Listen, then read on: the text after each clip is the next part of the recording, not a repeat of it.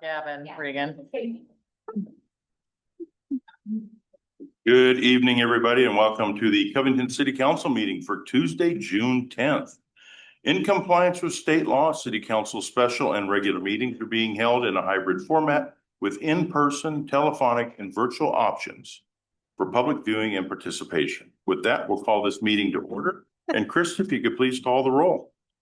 Councilmember Soltis. I'm here. Councilmember Porter. Here. Councilmember Hartsock. Here. Councilmember Hardenhausen. Present. Councilmember Samomo. Here. Mayor Pro Tem Smith. Here. And Mayor Wagner. Present. We have a quorum, Your Honor. Thank you, Krista. Everybody could please rise and join me in the Pledge of Allegiance. I pledge allegiance to the flag of the United States of America and to the republic for which it stands, one nation, under God, indivisible, with liberty and justice for all. Thank you all.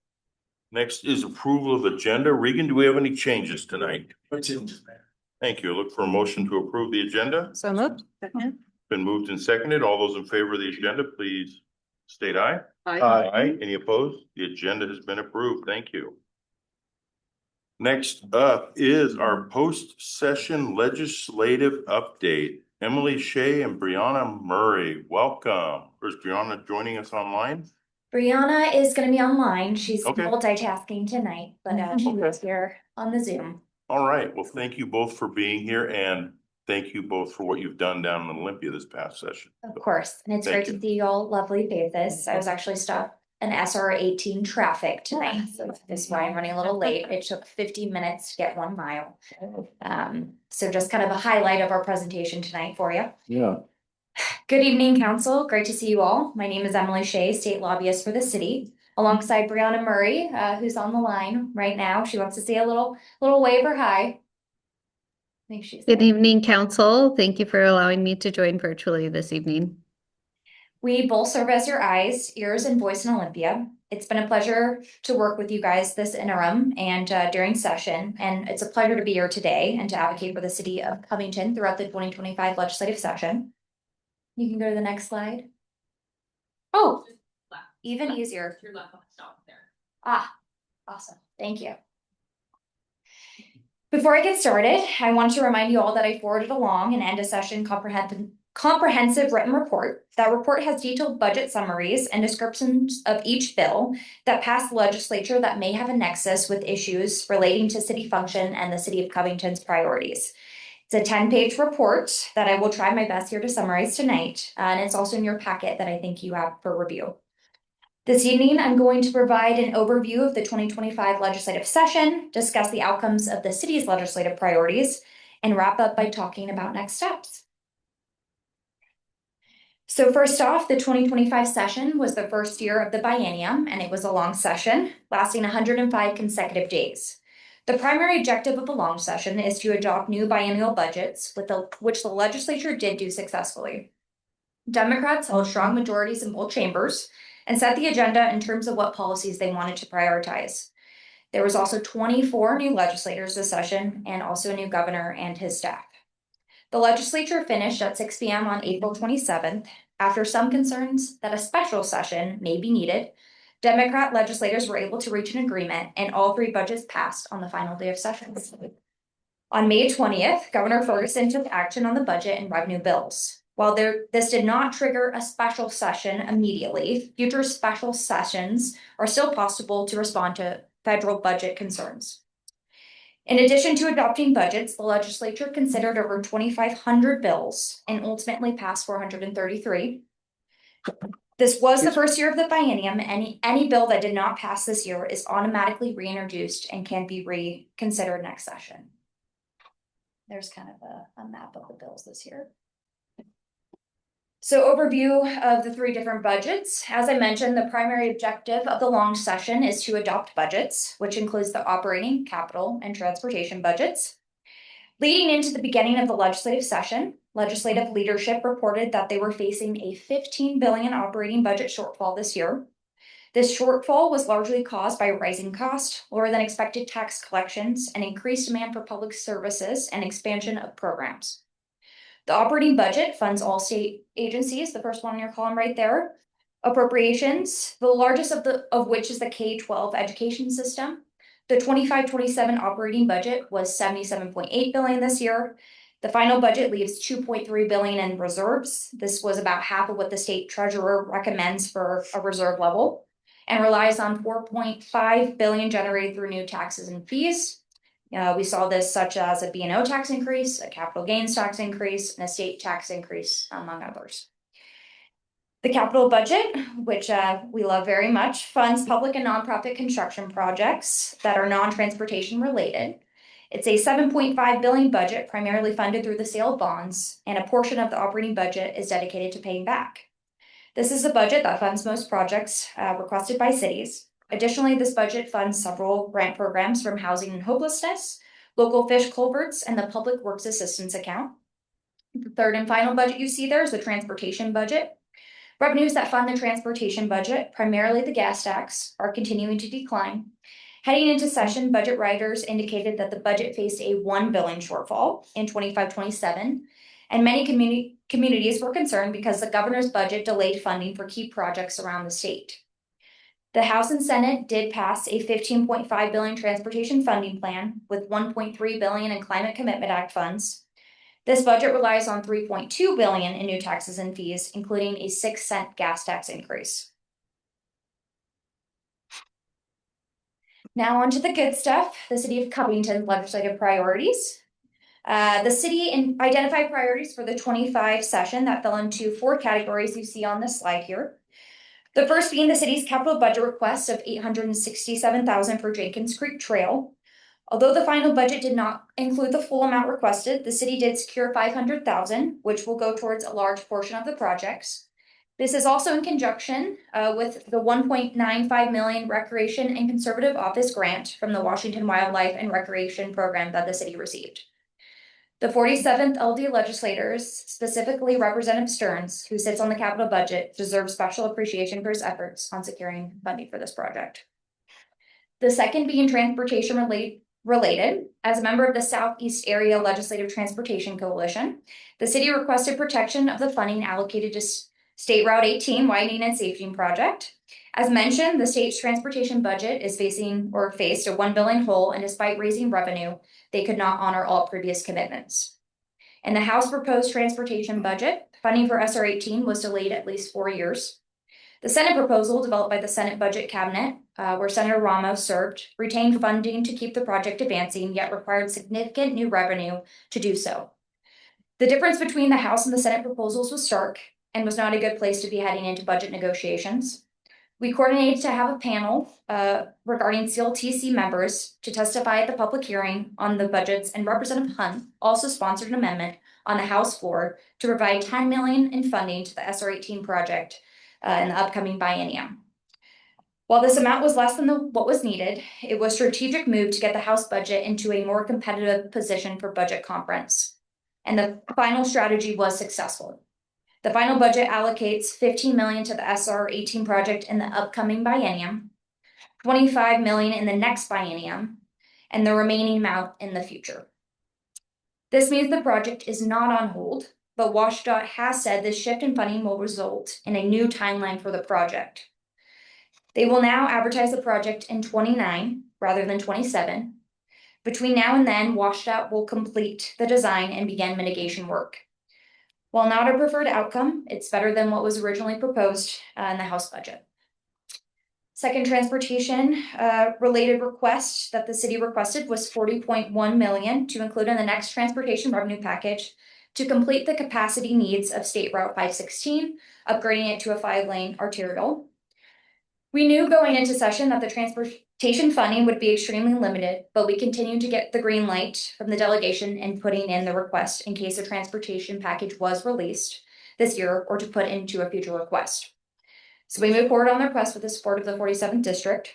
Although the state did not include this project, we will continue to prioritize it so it remains on the radar and in the queue when a funding opportunity arises in the future. And it is also important to note that the city's remaining funds for the current State Route 516 project funded in the Connecting Washington package is maintained in the final budget, while many other projects were further delayed. Last one you see here, we also included a statement on the city's legislative agenda highlighting the need for further state investment in local transportation preservation and maintenance. This has been an ongoing challenge as the legislature struggles to find a balance between state investment and local transportation preservation, between new projects and taking care of what we already have. So Covington continues to join other cities and counties throughout the state to emphasize the importance of maintenance and preservation. As part of the final transportation budget and associated revenue, the legislature imposed a 6-cent increase to the current 49.4-cent gas tax increase, which is set to be inflated by 2% annually. A noteworthy aspect of this increase is that the revenue sharing mechanism is 2.5% of the additional funds and will be distributed to the cities. This represents a significant change, as previous transportation packages did not include local distributions. The legislature considered but did not advance alternative transportation revenue sources, such as a road usage charge or highway fee. In addition, the transportation budget honors the commitments made in 2022 within the Move Ahead Washington package, which increased funding for the Transportation Improvement Board and the Complete Streets program. The budget includes $1.6 billion to spend on highway transportation maintenance and preservation, and intends to provide an additional $21 million in the 27-29 biennium for the Complete Streets program. And then just on top of the city's top priorities, you also had a policy manual that states the city's position on dozens of other topics. I'm going to briefly review highlights from 3 categories. The first priority was more policy focused, joining several other communities and the Association of Washington Cities requesting the legislature to address public safety. During his campaign and first session into office, Democrat Governor Bob Ferguson pledged to dedicate $100 million to law enforcement hiring grants, due to the fact that we ranked last in number of officers nationwide. This initiative was advanced through the legislature through proposals introduced by Senator Holy and Representative Hunter Abel. Separately, the legislature's Democrat members proposed an alternative framework for these grants in House Bill 2015, suggesting that the allocation of grant funding be contingent upon specific law enforcement training and operational standards. The legislature chose to adopt a version of House Bill 2015, sponsored by Representative Entenman, which invests $100 million in grants and would allow counties and cities to impose a councilmanic 0.1% sales tax for public safety funding purposes. The second bullet you see here is regarding finances, and there's 3 topics I would like to mention. The first is the cap of property tax growth at 1%, despite all good efforts and outreach of city officials. Unfortunately, a modest revision to the local property tax did die in the last week of the legislative session after Governor Ferguson's indicated he would veto this proposal. Instead, the legislature chose to make an adjustment to school enrichment district levies. Second, the legislature approved House Bill 1791, sponsored by Representative Dave Paul, which removes prior restrictions on using REAP funds for operations and maintenance of capital projects, and explicitly allows them to be used for planning, acquisition, construction, and improvement of facilities for affordable housing and homelessness.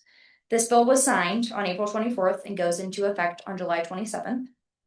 Last, the state did continue to honor their distribution of revenues to local governments, which is noteworthy only because it's often been on the chopping block and during challenging budget times for cities. The last is around land use and affordable housing. Continuing efforts from prior legislative sessions, the Washington State Legislature dedicated attention to certain land use and affordable housing proposals. Most notably, amidst the land use proposals is a bill that allows residential lots to be split into 2 through an administrative process with pre-decision public hearings. Additionally, Senate Bill 5148 passed, allowing cities to voluntarily submit their Growth Management Act plans to the Department of Commerce for compliance review, which decisions would be issued within 90 days. Another notable proposal was Senate Bill 5184, which initially required specific parking standards for housing, but we were successful in later amending this bill to exempt cities with populations under 30,000, which include the city of Covington. The legislature also made significant investments, including $605 million to the state's Housing Trust Fund and $90 million for connecting housing infrastructure grants to local governments. So with all that information, what's next? So now the session is over, what's next? I encourage our city to consider ways of thanking your legislators, not just for representing the city's interest, but for the dedication and time and energy to public service. You all know this can be a thankless job. So receiving encouragement and appreciation for elected officials goes a long way. You all typically organize a council meeting to share your appreciation for their work, so that's a tradition I encourage you guys to continue. And I'm happy to help brainstorm additional ideas during the interim as well. Lastly, it's never too soon to begin thinking about what our priorities will be for the 2026 session. In the fall, we will update the city's legislative agenda to reflect the items that were accomplished this year and to add new items, recognizing it will not be a budget year and it will be a short session. Lobbying is a year-round effort, and I will continue to work with the delegation, other legislators, and city staff for the city's legislative priorities. Slide. And with that, thank you for your time and dedication. It truly has been an honor to work with the city of Covington, it being my first year and everything, and to bear with me, it's been an honor to work for you guys. And I now return the floor to you to continue facilitating the discussion. And as a reminder, I will be sending along monthly reports that will be providing as an update for our work during the interim. Lastly, this is our contact information. If you need anything, please reach out to Brianna and I, and we're happy to answer any questions as well. Well, first off, thank you for all you did and Brianna, in taking us through all the multiple sessions that we spoke at and representing us down at Olympia. So thank you. I know it's a very hard, and it's a thankless job as well. So, but thank you. Your hard work has paid off. So thank you with that. Does council have any questions for Emily or Brianna? Sean? Thank you. Appreciate it. You had mentioned the public safety bill that passed, I think it was like 2015. That was, Yep. and that it allows for a sales tax increase, councilmatic, but you mentioned some things that there were some training requirements and things. Can you go into more detail on what that is? And does King County's sheriffs meet that requirement already? Yep, and I'll let Brianna answer this because they've done a lot of talking and she's the guru when it comes to this bill. So I'll let you take this one, Brianna. Yeah, council member, thank you for that question. So the requirements that were outlined in the bill are generally that a public agency has to comply with a lot of the recently enacted police reform policies that the legislature adopted starting in 2019. The King County Sheriff's Office is very aware of those requirements. There are several requirements that are newer, and the Association of Washington Cities is meeting with the Criminal Justice Training Commission to specifically outline how those newer requirements, newer obligations are going to be met, given the timelines associated with the bill and the sales tax measures that are coming forward. So it's not crystal clear, but there's some ambiguity that the Criminal Justice Training Commission has the authority to work out. An example of some of the different requirements are the Attorney General's office has a model policy on de-escalation techniques. And so the agencies would need to have implemented that model policy on de-escalation. Similarly, the state has a policy called Keep Washington Working that is on how we engage with immigrant and refugee communities from a law enforcement perspective, and that is mentioned as part of the criteria. So there are several different components. Those are two different examples. Yeah, and with the Association of Washington Cities and their progress, there will be kind of an explanation of a webinar moving forward on what those requirements will be once they have more information. Do we know, does King County Sheriffs meet that already, or Adam? Fine. Yeah, King County's already working on it. They've Okay. already made some moves to get in compliance. Great. We've also included this on our proposed summit agenda. Okay. To review Great. with council. I have one more question. Yeah. And this may be too recent, and maybe it's something else we're gonna talk about, but Regan let us know about a Supreme Court decision today about the workload for public defenders. Could that funding for public safety be used to hire new public defenders? Do we know? Yes. So the 1/10 sales tax authority, and just to clarify, House Bill 2015 granted both cities and counties the ability to increase their respective sales tax 1/10. So residents could end up paying a total of a 2/10 increase if both cities and counties proceed forward with imposing those taxes. The sales tax does allow public defense as an expenditure. The associated grant funds with because there's also $100 million in grants for law enforcement. Public defenders are not included for that $100 million grant program. Thank you. Christina? I have a quick question. You mentioned that the gas tax collections went down or potentially were lower than anticipated. With the push or with the state expecting the state to move towards energy efficient transportation, is that not anticipated or calculated in our future?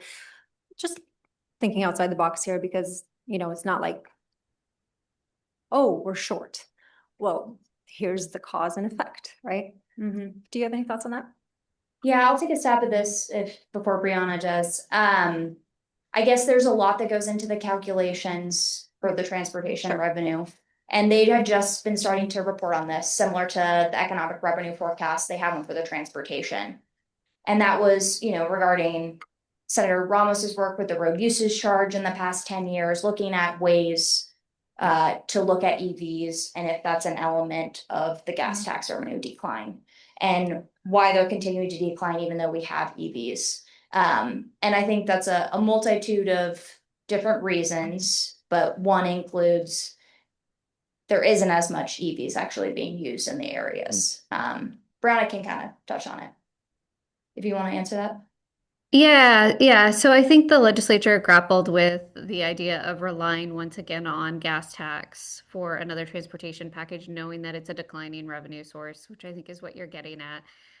They did have bills introduced to transition away from a gas tax to a road usage charge. The public feedback and comments on that proposal were robust and very strongly opposed. And so after hearing that feedback, they decided to once again rely on a gas tax for that 6-cent increase. One of the ways that they are trying to make it more stable is by indexing the gas tax increase to inflation so that it will grow with time. And they did continue to fund the Washington State Transportation Commission's work on advancing the road usage charge concept.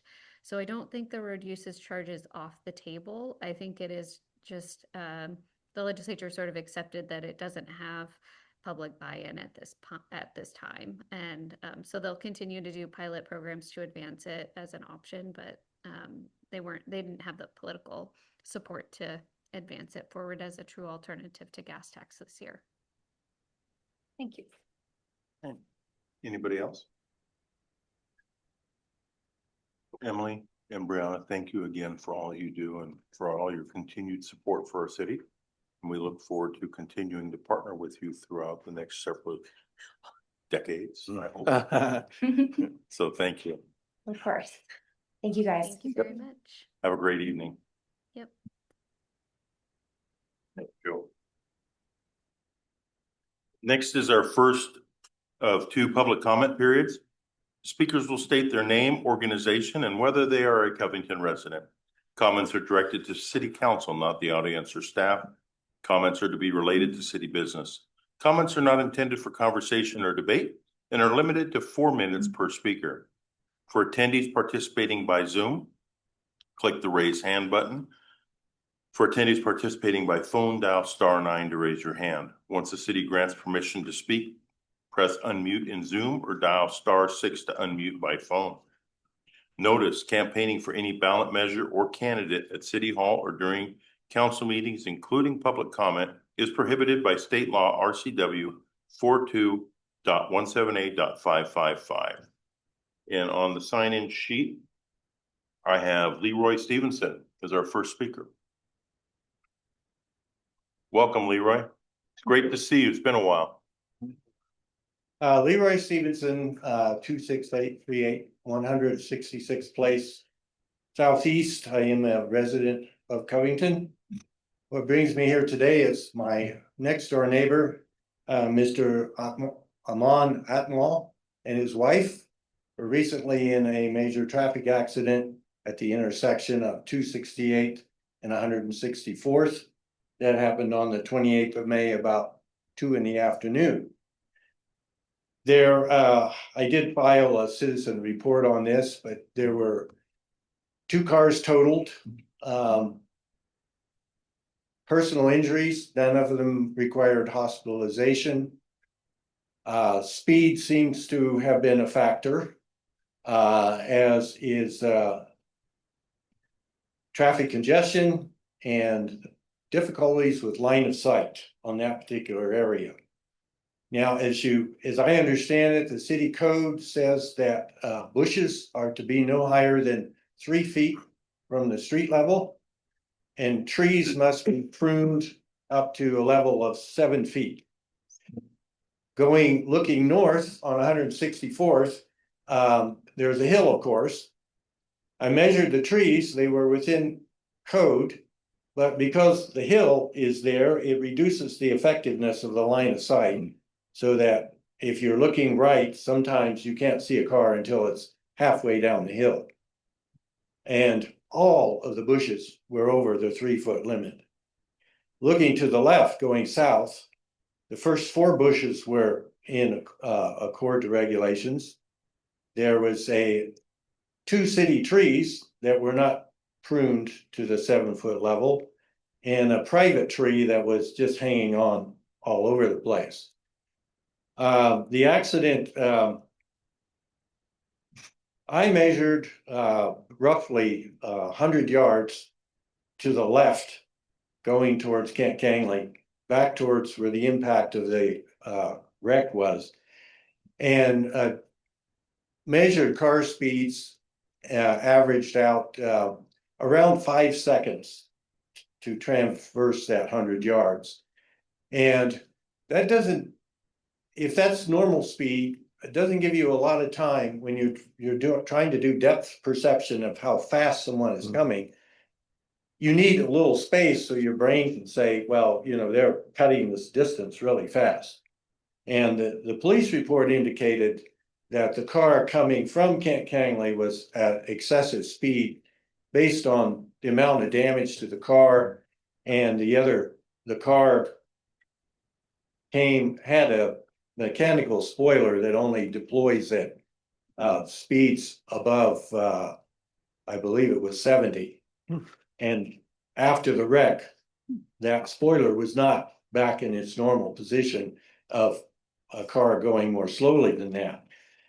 So I talked with the chief. It's very difficult to have more enforcement without more people. The cheapest thing we could think of is a 3-way stop sign. A lot of people would object to that. One benefit might be, like they do on the freeways, is sort of meter that afternoon traffic by disrupting it momentarily. And if there's no one waiting on 268, the 2 stop signs can go relatively quickly. You quick stop and go if there's no one waiting to try and get into the thing. I myself have been caught leaving that street looking, and then have a car pop out of the blind spot halfway down the hill, going, seems to me they go more than 35, which is the posted speed limit. And the same thing, Go ahead. the other exit to 268 goes on to Wax Road, and you have the same problem there of trying to get out. You do have a little better view, but the curve of the bridge kind of obstructs people coming from Kent Kangley. And the afternoon traffic is just horrible, as far as no one's gonna really let you in. So people wait and wait and wait. And then you think, well, here's a gap, I should be able to make this. But then if an oncoming car is, for whatever reason, really going too fast, then your depth perception, and then you end up with a collision. And this intersection, I don't know the exact numbers, but it has a collision yearly, twice a year. Some of them aren't so serious, but bumping into each other. And it's just part of its traffic control and the structure of the roadway. Hmm.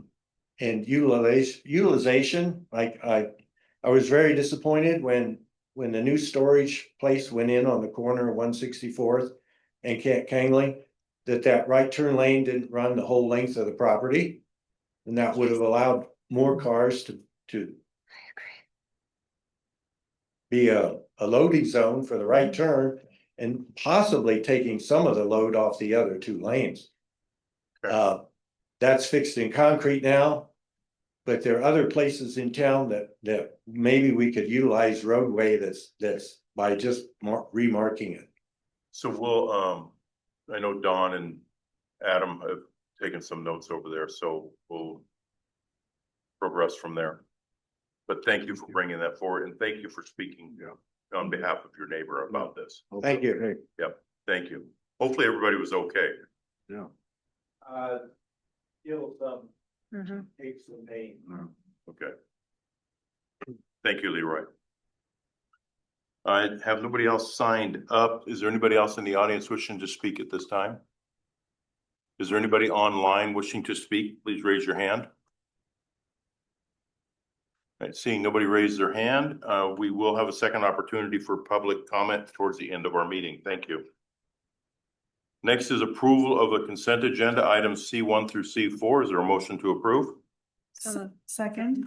Been moved and seconded to approve the consent agenda. All those in favor state aye. Aye. Any opposed? The consent agenda has been approved. Next is continued business. Item number 1, the 2025 first quarter financial reports. Casey. Thank you, Mayor and Council.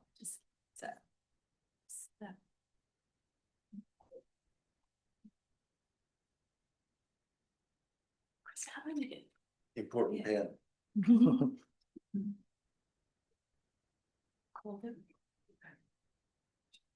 Yeah.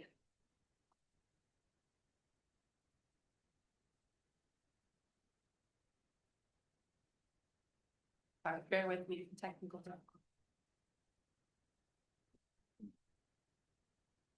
And then just zoom in. I'm just going to stage your class. I don't know those distinguishers of the club. The entire league. He's ready now. Oh, I was trying to make it take up more of the screen.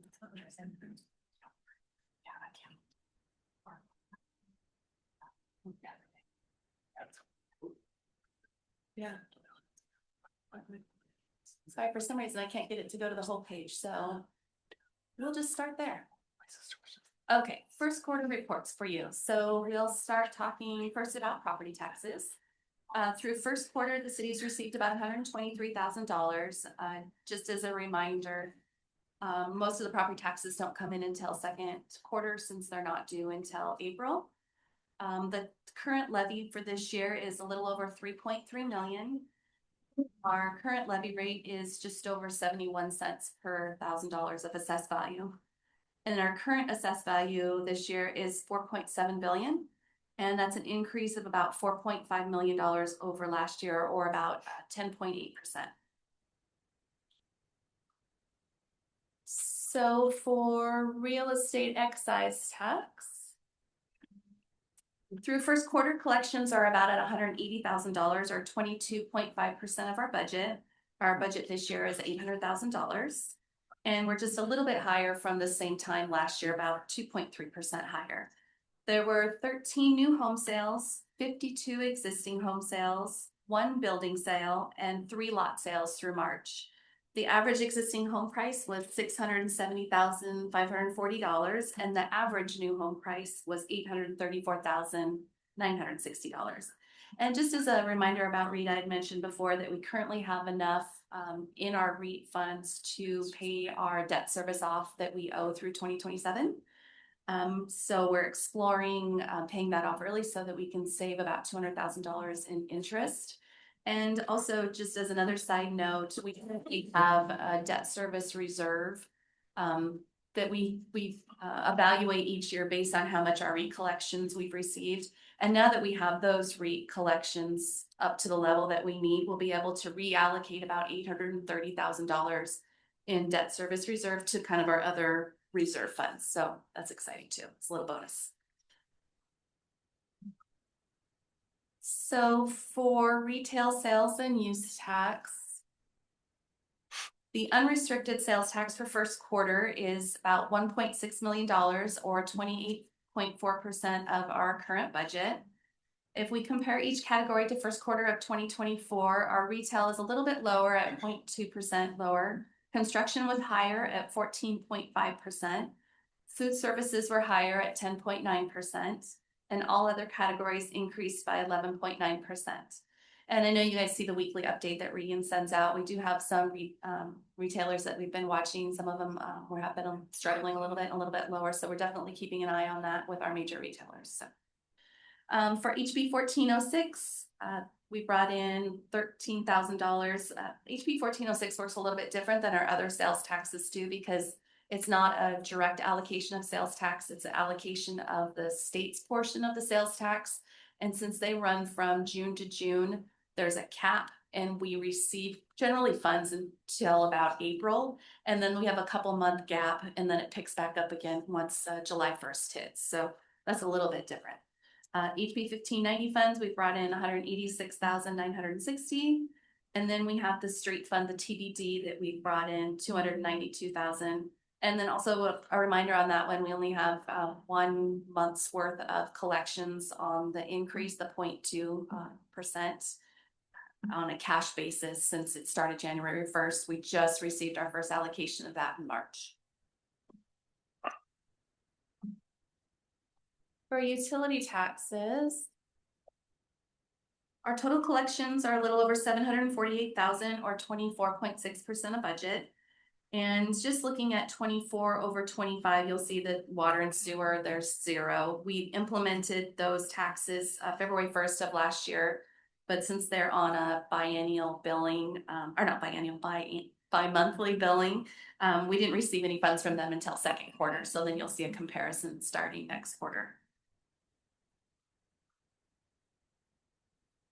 For business and occupation tax, again, not a lot of information to report here.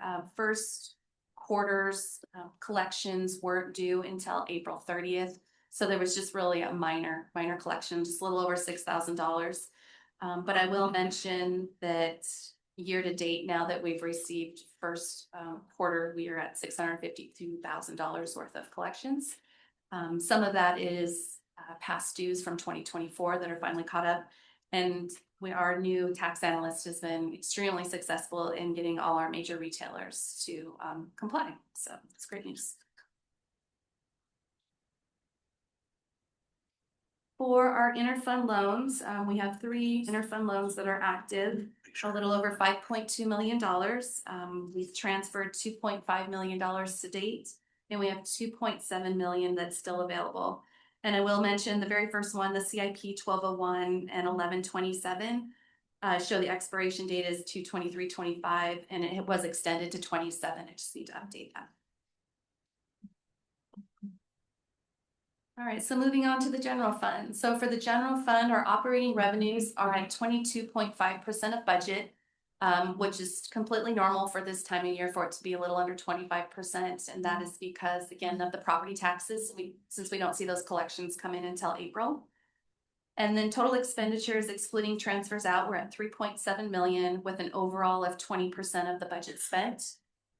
And I'll just touch on just a couple of the departments. If you notice, there's a couple that are over kind of the 25% mark. We have central services that's currently at 43.3% of budget. And that is only because we have some one-time expenses in there, like our WCIA insurance payment and things like that, that are just one-time annual first quarter. And then it'll start to even out for the rest of the year. And then the only other one that's over is our operating transfers out. And we transfer those out as the funds need them. So they tend to fluctuate percentages each quarter.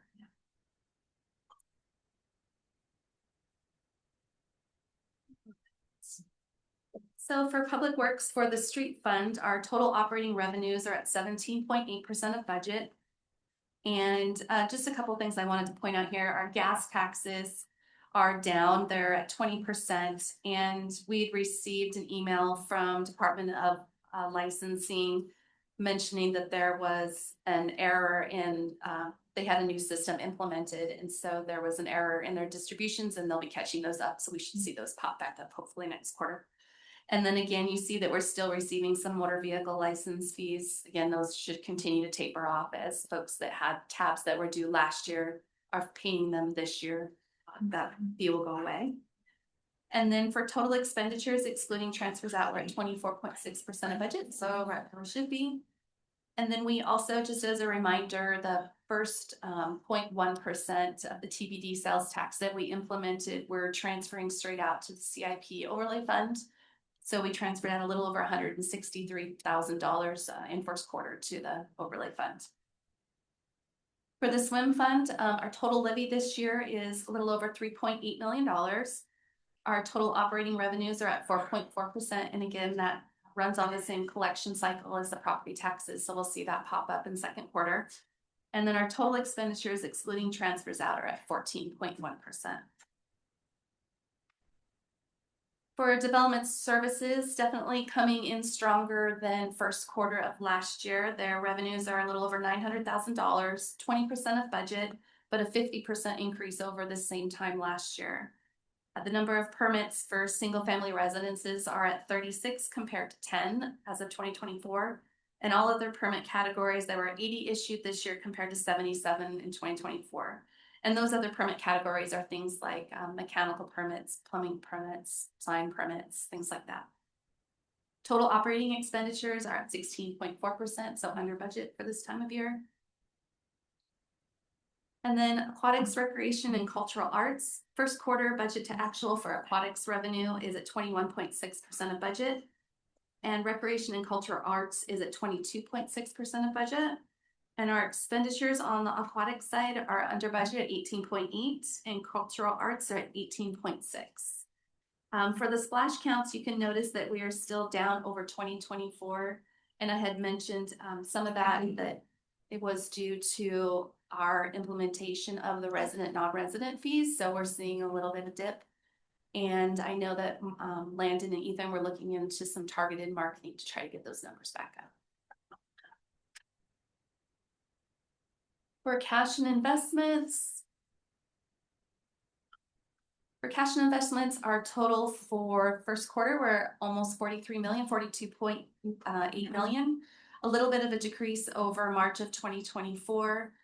I will mention that in 2024, we had our last distribution of ARPA funds. So a little bit of a comparison reason there. Our local government investment pool earned 4.4% in March 2025. So we're still seeing some good investment earnings there. We have a little over $34.3 million in our investment pool. And then we also have some outside investments, almost $8.5 million that are currently invested in U.S. government agencies. And I would say all of our investments are currently over 4% as well. So between 4 and 5%. So we're locked in at some pretty nice rates for the next 3 years.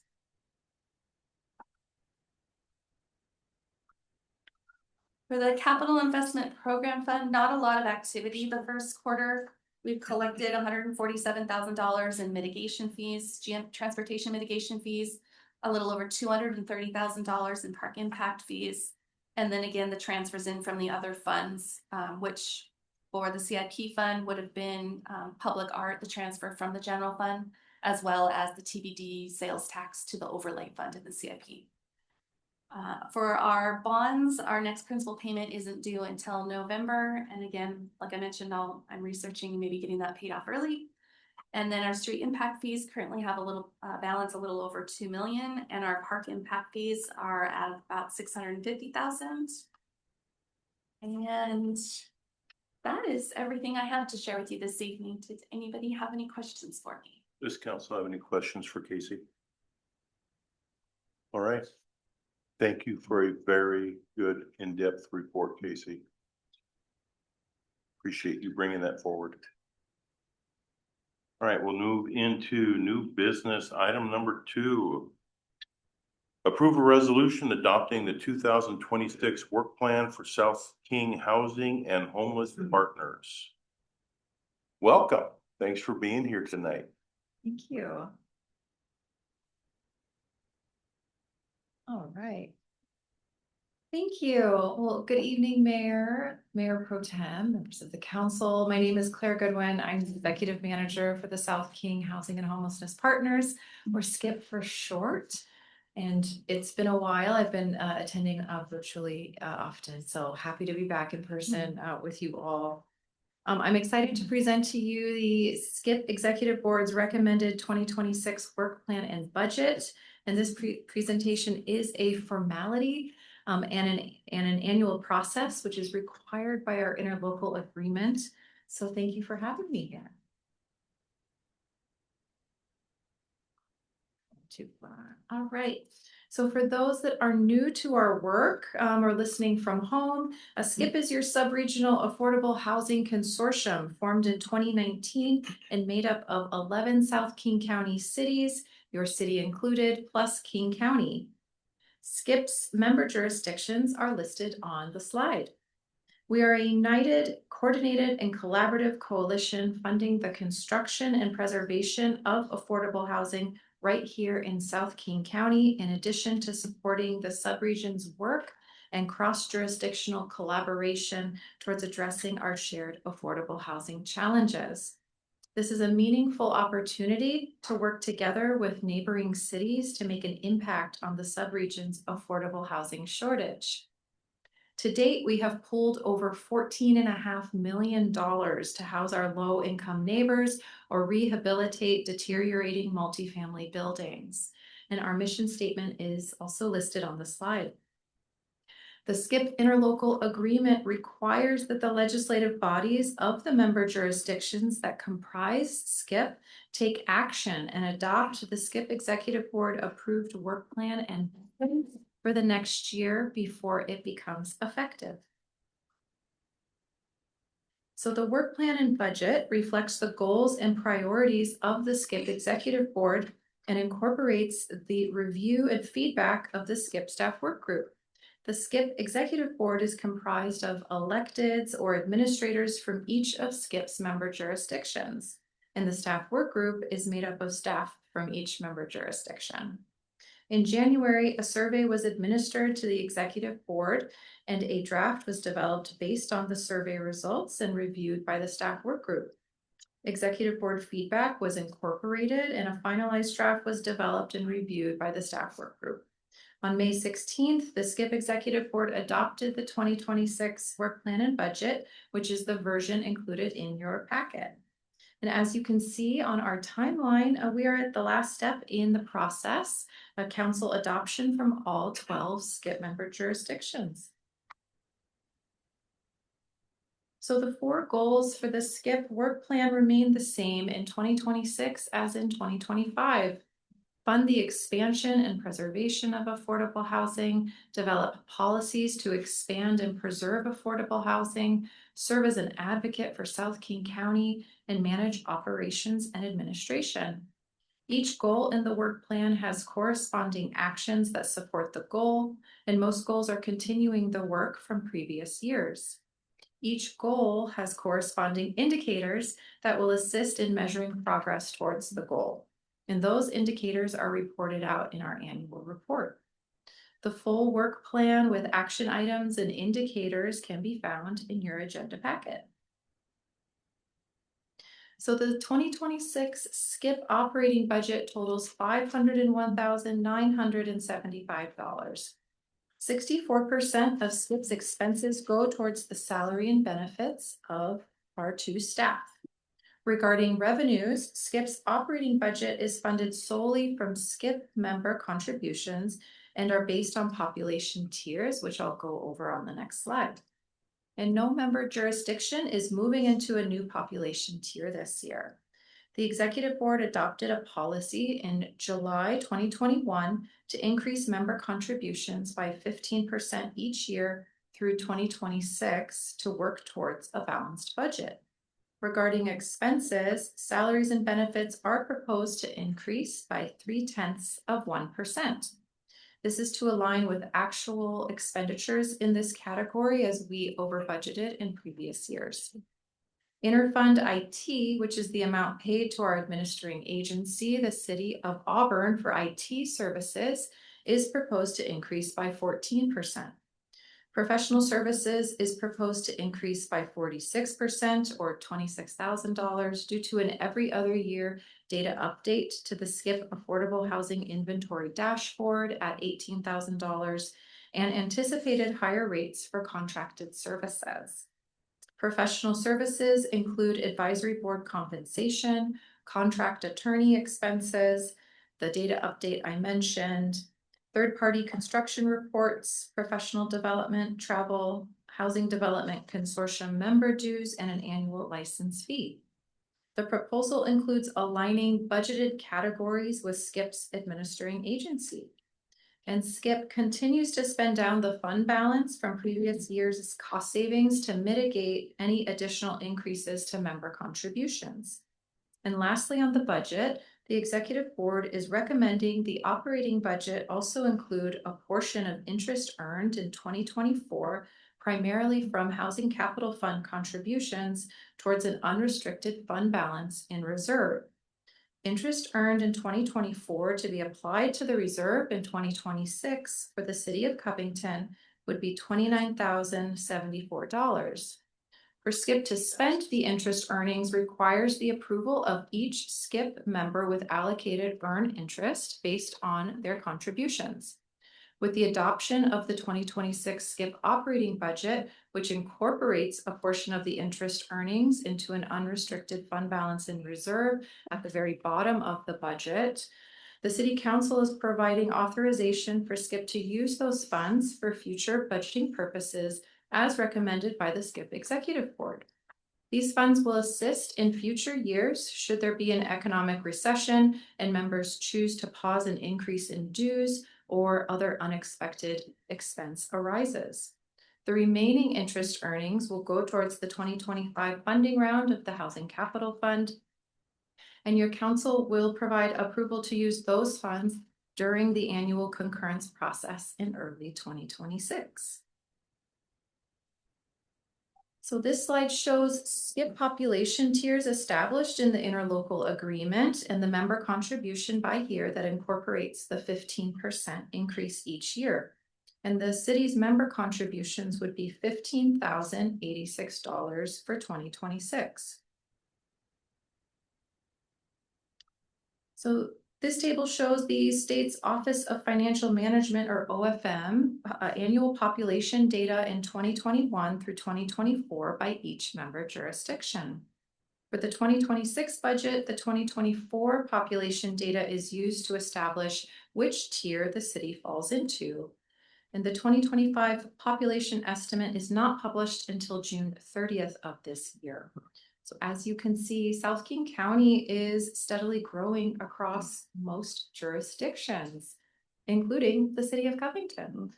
So in conclusion, per our interlocal agreement requirements, we are seeking your concurrence to adopt the 2026 SCIP work plan and budget. And with that, I am happy to take any questions you may have.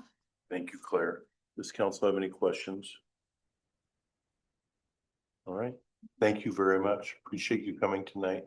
Absolutely. The council before us is the potential to approve the resolution to continue funding SCIP at the level of $15,085 for the 2026 funding cycle, as well as approve the work plan. Is there a motion to approve? So moved. Second. It's been moved in second. Debbie, would you like to speak to your motion? No, I'm fine, thank you.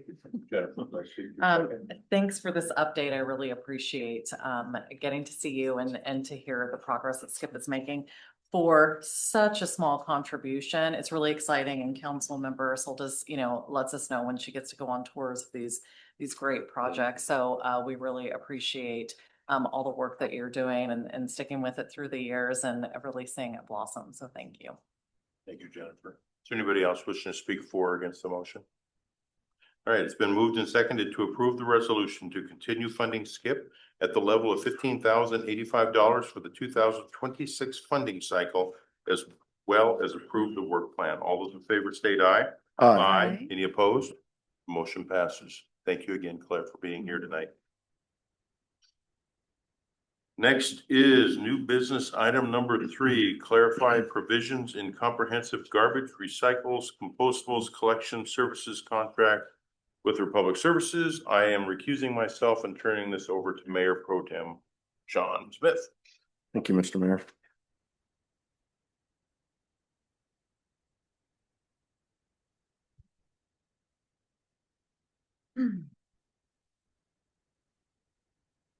All right.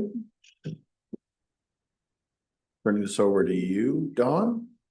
Thank you, Mayor Pro Tem Smith and council. At the last council meeting, when this agenda item was presented, there was information on a couple of items that wasn't quite correct. And so we wanted to bring this back and clarify those couple items for the record. The two items that we're referring to had to do with the inclement weather and then the on-call bulky waste service. In regards to the inclement weather, there was discussion about when would the credits for missed service due to inclement weather take place, and whether that would be immediate after a missed service due to inclement weather. It wouldn't be after one, it would be 2 or more consecutive weeks missed before that credit would kick in. It would kick in for the affected customers for that first week after 2 or more consecutive weeks. So, and again, that would be based on a prorated, for the service component of that. And then the other piece was the on-call bulky waste service. And the clarification is that it's just that it was up to 2 bulky items, but we wanted to just clarify that it doesn't have to be 2 at one request, or it can be 1 at 2 different times as well. So that was kind of the clarification, is that you can either have it 2 on the same day, or they can be 1 on 2 different days. So that was pretty much what I wanted to clarify. Happy to answer any questions. There's not really anything that needs to formally take place. Thank you, Don. Yeah, Debbie. Thank you. Don, I'm just curious, because I never saw this in our current contract, but did we have the bulky items benefit before? No. Okay, so that's a nice change. Thank you. Other questions? Yeah, Beth. Yeah, thank you for bringing this back and clarifying that in this form, because I know that the big issue people have is one that was 2 consecutive weeks of missed garbage, and it felt like there wasn't anything they could do about it or get any kind of compensation for that. So they missed the first week because of weather. We understand that happens. Anything about for the second week and moving forward would be when they would get credits if there were more than 2. Right. So just making sure. Appreciate that. Any other questions? Yeah, I too appreciate this, Dawn. So just so I understand, so someone's garbage is collected normally on a Monday. It's missed. You know, weather's bad. Following Monday, it's missed. Do they then get a credit for that previous Monday, or how does it? Or is it not till then? So really, well, first, when would they get credit? So it would kick in after that second miss. Yes. Okay. So you would get, so as it says, 2 or more consecutive weeks. So, right. So after that, you would get credit for that first one. I mean, I guess theoretically, if it was 3 or more, I mean, you would get credit back on the other ones as well. Like if you missed it for the third one, I would imagine that, you would get those 2. First 2. Okay. But yeah, it's primarily it kicks in after 2 or more consecutive weeks of missed, not just one miss. Right. Yeah, go ahead. I'm Yeah, still but I thinking mean, of just another to, question.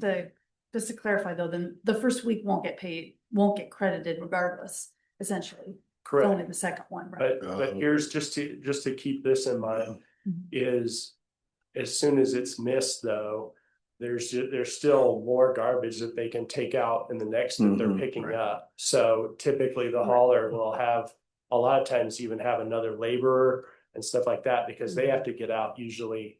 And it's no longer just the dump from the truck. They have extra bags that are sitting there that they have to grab manually. And then it's also more trips for the dump because there's more garbage and that type of thing. So they do end up doing more to pick that garbage up after that missed piece. But there wouldn't be anything credit wise if it was just one miss. The credit would only happen if there was 2 consecutive misses due to inclement weather.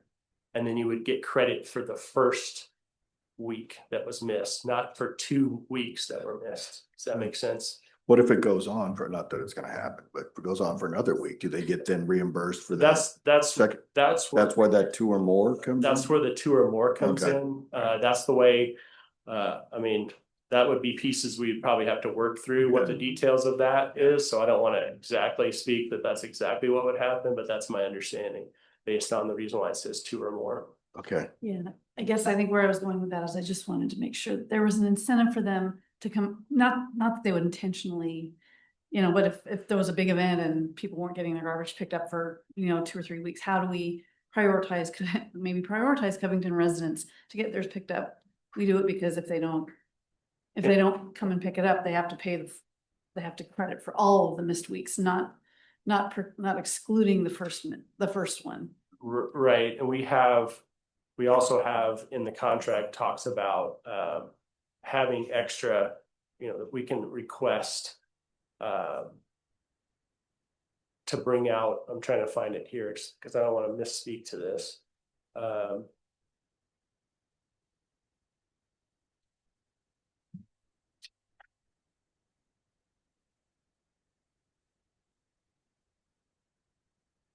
Basically what I'm referring to, I can't find it right at the second, but to basically set out additional, or we can have like collection places where people can take up garbage to and stuff as well. We can request that, and that's part of the contract as well.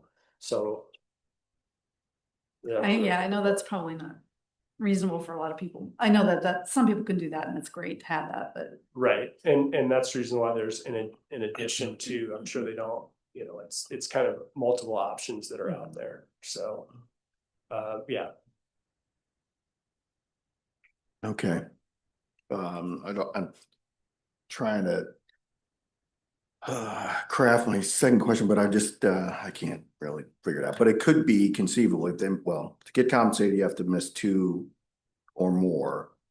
And that at a minimum could be 3 weeks of garbage that you would have at your house that would need to be picked up. And that they have the capability to do that. They just send out more trucks. Is that what would happen? Right, that's what I was referring to, the fact that they're gonna, usually have to bring in another laborer with the person in the truck to pick that. So there's some other pieces about the next day as well, if it's after 2 weeks as well, so it's not going to a 3rd week, but I would need to, again,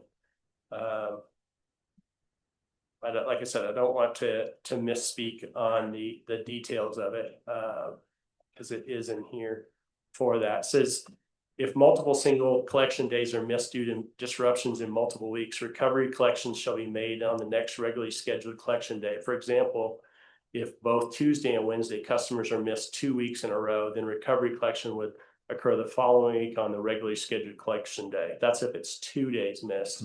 If it's 1 day is missed, 2 weeks, that's 2. okay, if successive weather events occur on the same single family scheduled collection day, 2 collection cycles in a row for a single collection day, an additional collection shall be made on the next possible day that same week.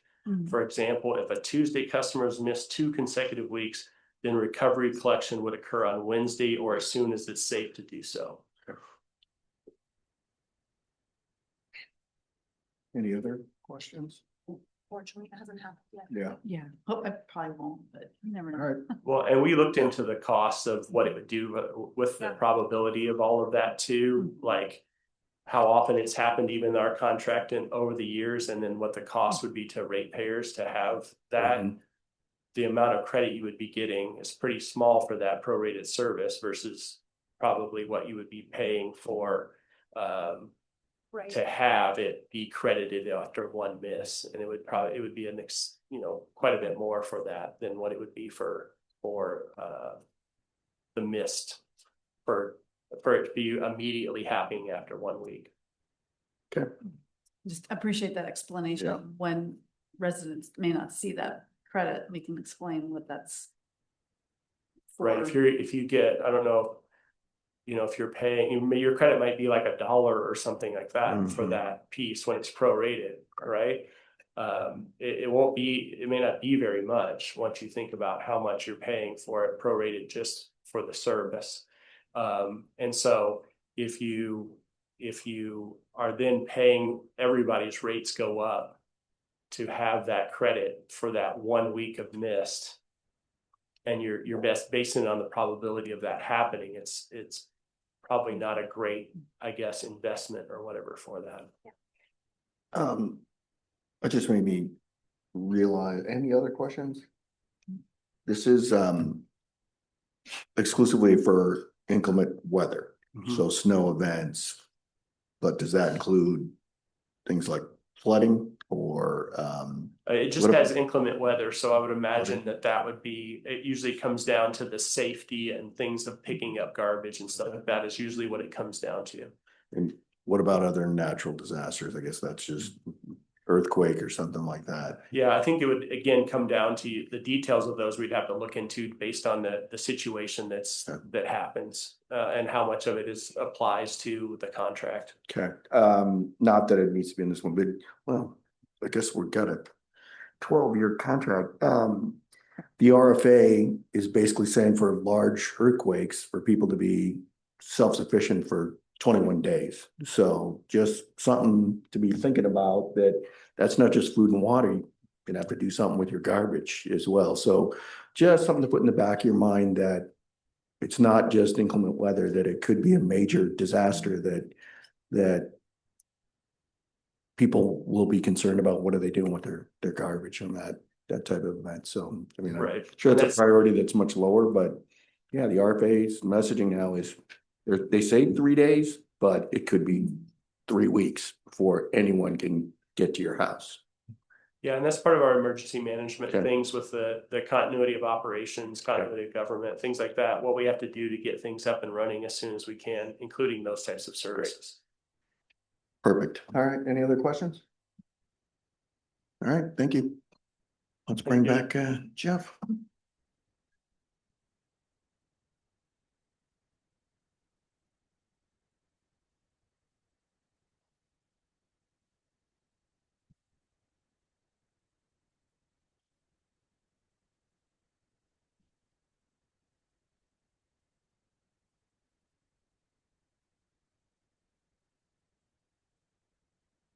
Mhm. Next is new business item number 4, consider an ordinance amending Title 18 of the Covington Municipal Code to implement House Bill 1110 in 2023 related to middle housing and House Bill 1337 related to accessory dwelling units. Selena. Yes. Good evening, Mayor and Council. Just give me 1 second here while I get. We are here.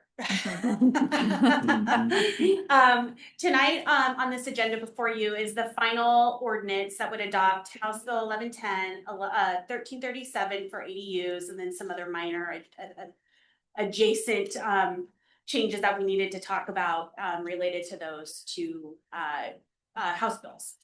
So I'm going to run through this pretty quickly. We have talked about this at length, and I'll remind you about all those times here shortly. But why are we here? Where is this stemming from? And in 2023, the state legislation adopted over 8 housing bills for cities to respond to. Not all of those were Covington specific, but a lot of them were, particularly HB 1110. They broke the cities down into different tiers. So you had tier 3, 2, and 1. Covington falls into tier 3 city. So when you think about how that works, the threshold from going from tier 3 to tier 2 is 25,000 in population. Okay. And so what they did was kind of elevated as you get higher, the requirements around middle housing get greater. Right. So we're in that tier 3, not far from tier 2 in the future. And the Planning Commission did talk about that quite a bit. We adopted a lot of those requirements early because, one, they weren't going to apply to us because we're not in an RTA, but we put them in our code anyways. It has to do with your relationship and distance to light rail and heavy rail and headways that are like 15 minutes or more for your bus service, which we're not operating at that level yet. So we'll talk a little bit more of that in a minute. So going into this process, we got a grant for $50,000 from the Department of Commerce. And with that grant, we hired Burke and some subs to help us navigate the update to our code. And in that process, we started with what's our current state, where are we at, and where do we need to go? So we did a gap analysis, and I think we talked about that kind of as through the comp plan process and when we've met previously. And so what we found in that gap analysis was really that Covington was mostly compliant.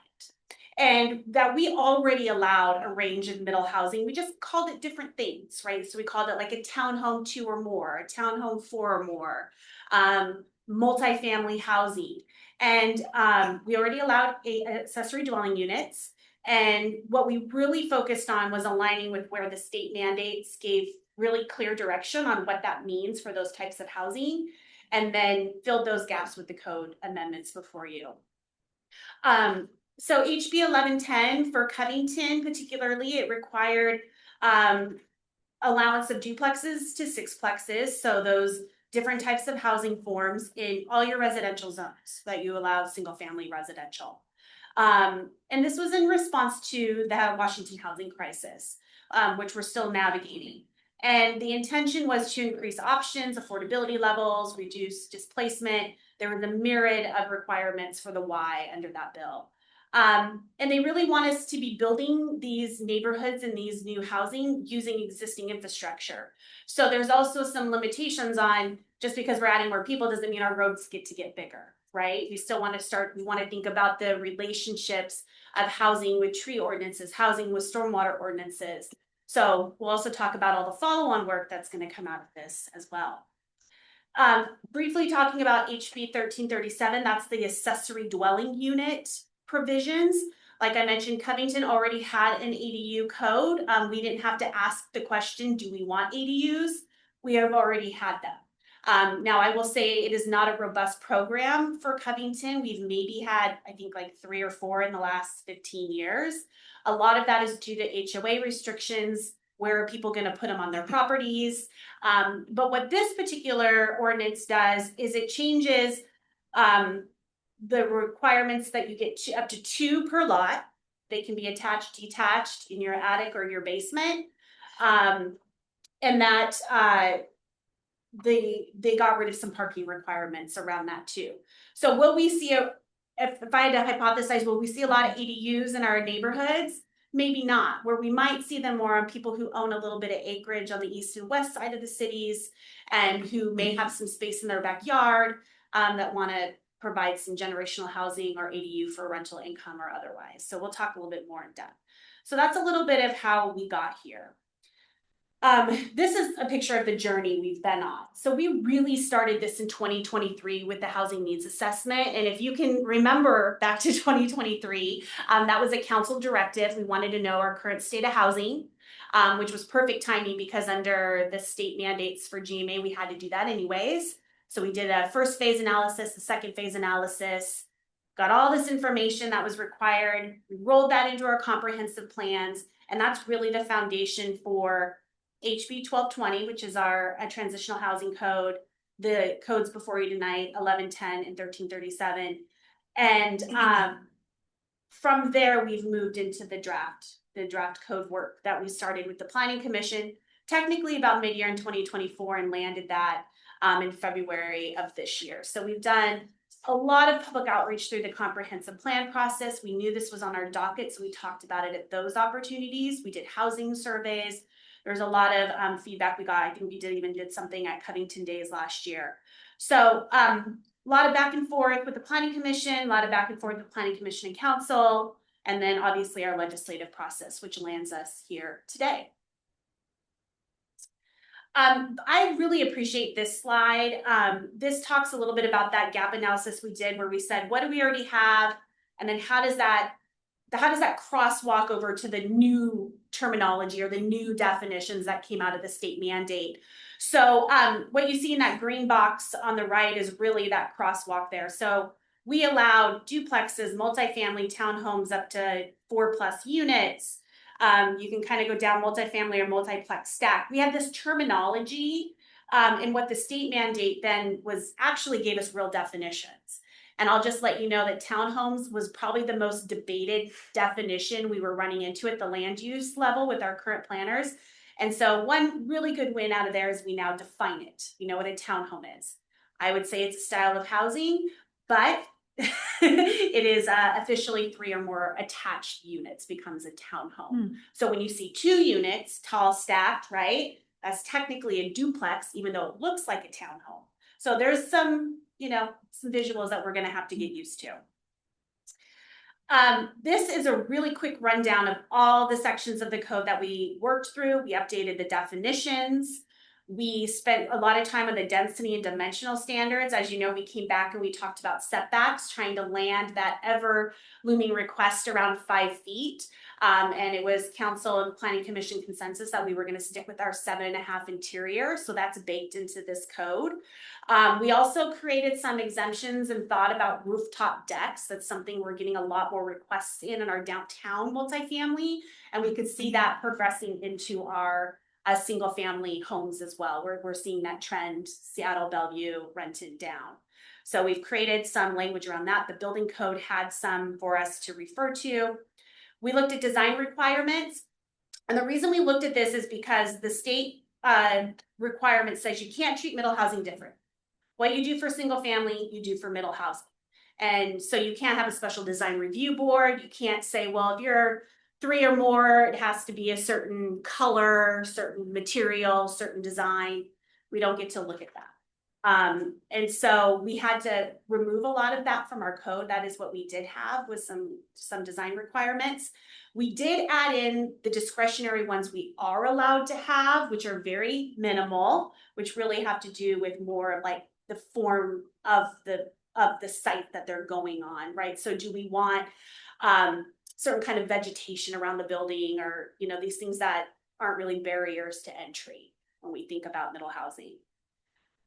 There was requirements for off-street parking adjustments. So we went into this, we have a blanket 2 unit per single family in Covington. That's now changed. So you can only require 1 parking stall, which was technically your driveway is your parking. For lots 6,000 or less, you only have to require 1. And for lots that are 6,000 or more, you can require 2. What that means for us in form and function is that most of our lots in Covington, for single family, right, we're thinking about if what we typically see are on lots that are about 4,000 square feet, roughly. But we have to remember this is middle housing. So we're going to move into triplexes, quads, stacks, right? So now parking's maybe not going to be a garage function. It's going to be maybe a joint function. Maybe there's 4 parking stalls behind the unit. Maybe each unit has a tandem parking situation. So parking configuration isn't going to look the same with this type of housing. And you can see those trends as you've probably driven around in Seattle and Bellevue and Kirkland. Parking is getting not so much in front of your house anymore, but maybe in a shared parking area. So we'll see how that unfolds as this comes into play. And then we did some other code requirements. We had to update our EV charging stations. The building code now resides all those requirements. We were early adopters of EV technology, so we had to take that out of our code and refer to the building code.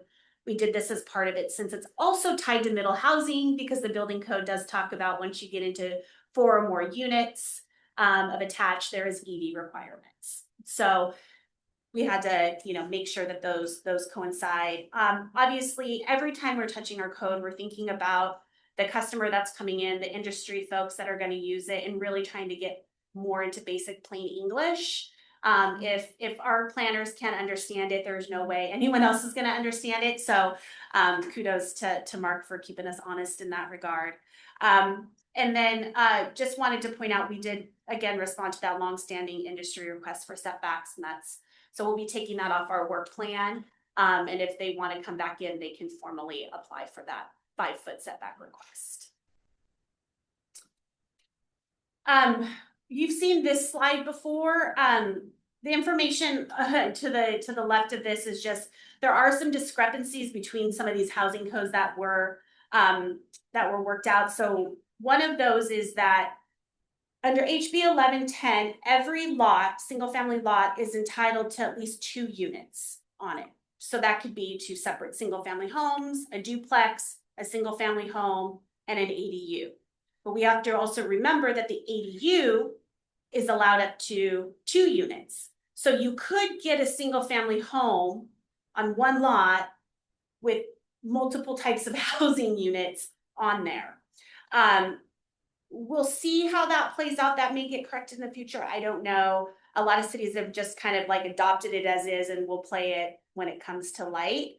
What I will state, and it was in the presentation earlier today, is that HB 1096, which is the lot splitting bill, was passed this last legislative session. What that means in summary is that you can now split your lot. Very much, it's like, it'll be like over the counter permit. So where you had 1 lot, you can now come in for 2 lot. It'll be a very easier process than like a full subdivision, which we're used to. We have not started that process. That's going to be work ahead, but technically it comes into, requirements in July of 2025, but I don't know what cities have done this yet. So again, that'll be add-on work for us. I talked a little bit about the EV. This is just a quick overview about those requirements. We're going to just rely on the building code for those. And then this is the laundry list. It could actually be much longer. We tried to roll up the nuances. So upon adoption tonight, if that's the council's will, the next things that are going to be on staff's work plan are going to be the review of the design and construction standards, because we are not an environment in those standards that is accommodating of middle house. And we're starting to see that now. So we've got a couple townhome projects that we're having to do a lot of design deviations with. We're having to get creative. Dawn and I don't like to work in that space. We want clarity. And so we'll be coming back to look at those requirements there to accommodate different types of fire access, potentially more alleyway types, street widths, setbacks from fire hydrants. There's a lot that goes into that. Parking code reconciliation. We still have a couple parking laws from 2023 we need to incorporate. So we'll be coming back with any codes on that. Housing standards. We're going to need to revisit our downtown standards to remove barriers for townhomes and courtyard apartments. That was not something that was considered in the 2021 update. So we're actually going to probably bring back some other things with that. Impact fee review. Right now, we exempt ADUs from having to pay any form of impact fee. We are allowed to charge up to 50%. I think with the lot splitting bill, that might be a consideration for the council, because at some point you could split that lot, that ADU out as its own home and sell it under the way the laws are written. But we'll come back in a future date for that. Co-living, and then we just have a lot of streamlining permits and land use options. There's 2 state mandates around that. So I'm talking very fast. There's a lot. So I'll pause there and see if there's any questions of the council. I am asking for a recommendation tonight. Council have any questions? So many. Okay, I heard a slow move. Oh, so moved. Okay, is there a second? Second. Okay, it's been moved and seconded to pass an ordinance amending Covington Municipal Code Title 18 to implement the requirements of engrossed substitute House Bill 1110 and to align with policy guidance in the 2024 comprehensive plan. Christina, would you like to speak to your motion? Sure. Well, you said it right, and it's to align with policy guidance. It's just great to hear that this isn't coming out of left field and hitting our city and staff by surprise, and now we have to, cram and scram and we've done our due diligence, we've done it in time, and we've been working on this for a while, and it sounds like the staff is familiar and comfortable with this. But I have so many questions, but I don't think any of them can be answered until we actually cross that bridge. So with that said, thank you for keeping us abreast of everything. It's a lot of information, but you do such a great job communicating it that I have so many questions. But once again, this is great work and required. So that is my stance. Thank you, Christina. Debbie, please speak to your second. Thank you. Selena, thank you so much to you and your team. This was a lot of work. I actually read every attachment, every document, and had to ask Regan a educational question this morning, but we are on top of it, and thanks to you, a lot of work, but I think as Christina said, a lot will remain to be seen. I've had a lot of people asking me questions about where they think there's some property going for up on sale, and there are going to be townhomes put in, and because of how well we've been educated through this, I've been able to explain everything that's coming at us, the mandates. ADUs will be out there, and so people will have to be prepared. Debbie, anybody else wishing to speak for or against the motion? Sean? Well, I had a whole host of questions too, but you've heard most of them already. Fact of the matter is we have to do this because we're mandated. I'm not convinced it's gonna produce the housing that it's expected to produce. I'd be shocked if it does that. In fact, we just heard tonight that 13 new homes, the average price is $834,000 and the existing is $671,000. So I guess what I'm gonna ask is that going forward, I'd like us to add into our monthly or whatever quarterly report, how many of these new middle housing units are built and sold as well, and what impact that has on our average house price. So I want that to be included. What's that? Is that a council directive? Well, That wouldn't put in our financial report. Yeah, it's not I'll say for me, without reporting and collecting this data, it's worthless. We already heard, we've only processed 3 ADUs in the last 15 years, and we already have it on the books. So again, this is my frustration. And we have to do it. I don't see it working, and if we're not tracking it, people are just going to think, yeah, it's great, it's working. So I'll bring it up at the summit, I guess, and say this is something that if we're not tracking something, we have no way of knowing if it's even meeting what we're supposed to do. Can I speak to that? Yeah. Mayor, may I speak to Yes. that? Sean, I completely understand, and I think you and I have talked about this a little bit offline and such. The short answer is that cities have to track this. Yeah. I will be giving annual reports to the Department of Commerce about our middle housing ordinance. That will go into Department of Commerce. It also goes to King County. King County is an oversight on middle housing and our AMI, our average median income housing. So that's our range of 30 to 120. I'm going to have to report out annually how many units come in, what are those brackets that they see. So I will bring that back to the council in that first round of reporting. So you'll get kind of a bar graph that says we got, 55 townhomes, but you know what, they were all market rate. One thing that I will also just table food for thought is that we don't have really robust incentives for affordability. We have very outdated ones in our code, and that's something we're also going to be coming back to you with at some point.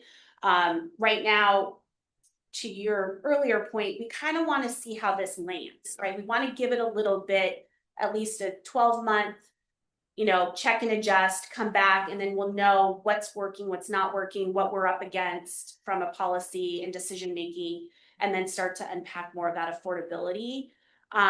I also, we're watching the market as well, because we are also hearing from developers that they can't get funding for multifamily, but single family is very robust. So there's a lot in the air. I feel you, I hear you, but we will be doing reporting. That is a mandatory. Appreciate that. Yeah. And then, sorry, I'm the only other thing.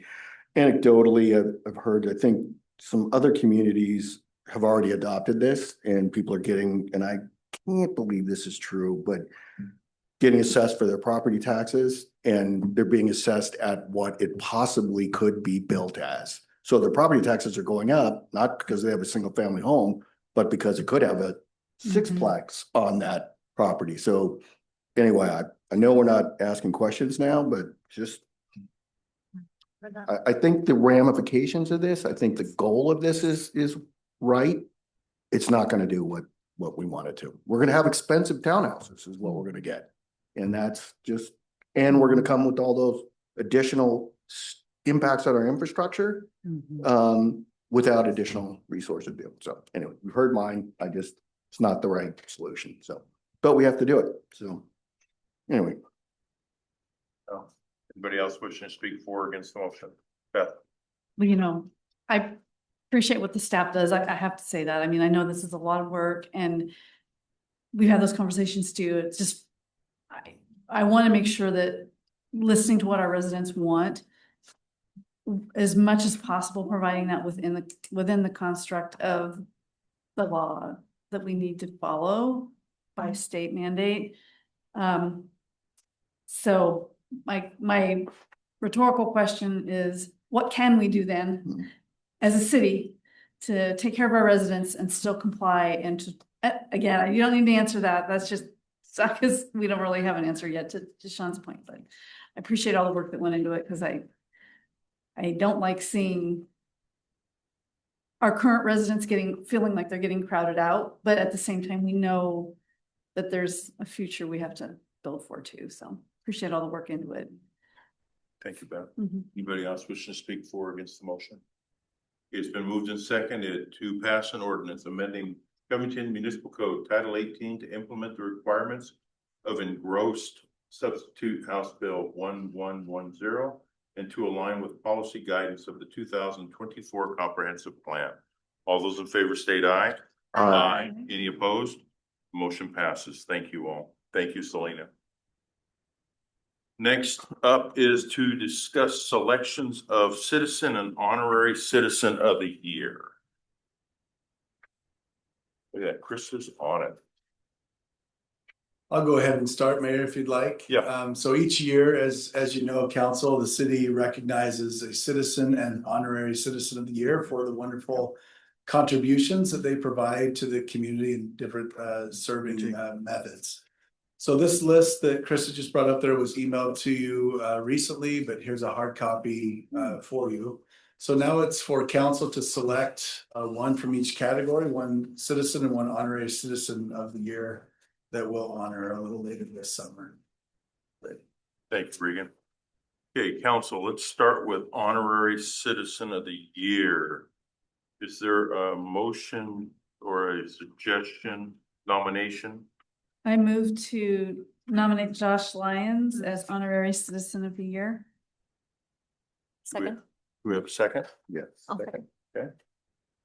Been moved and seconded to nominate Josh Lyons as honorary citizen of the year. Beth, would you like to speak to your motion? Yes, and we had a lot of great nominees. Well, we had a few nominees. We don't have a lot of nominations for either of these categories, which we want to correct that upcoming years. But Josh has been nominated year after year tirelessly for his work that he does on CEDAS and helping to build our downtown business community. He's been actively involved in a lot of initiatives, and I came this close to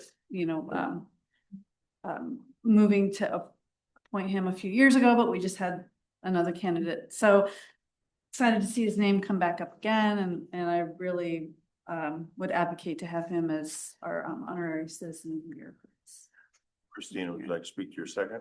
I'll be short. I love that this says Josh believes in what he does and wants to see Covington grow, and I just want to add grow well.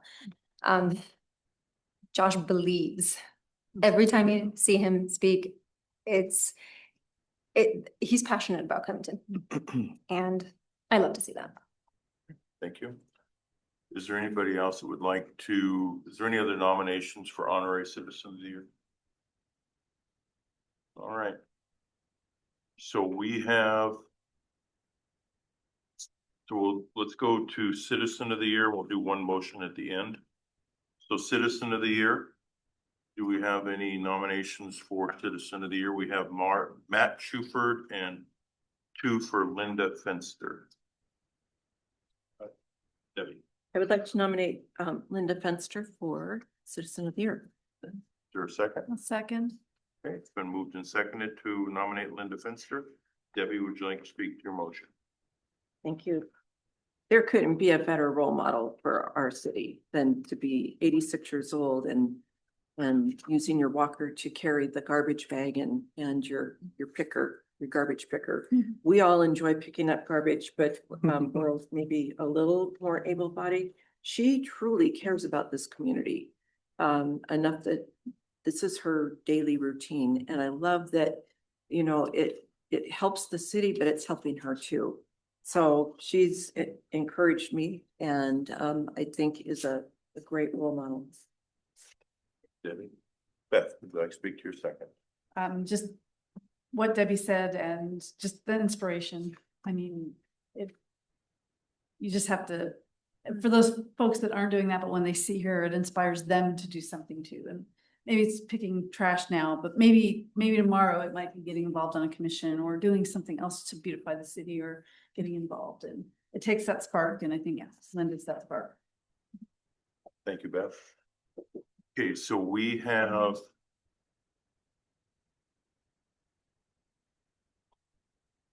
moved and seconded to appoint Josh Lyons as honorary citizen of the year and Linda Finster as citizen of the year.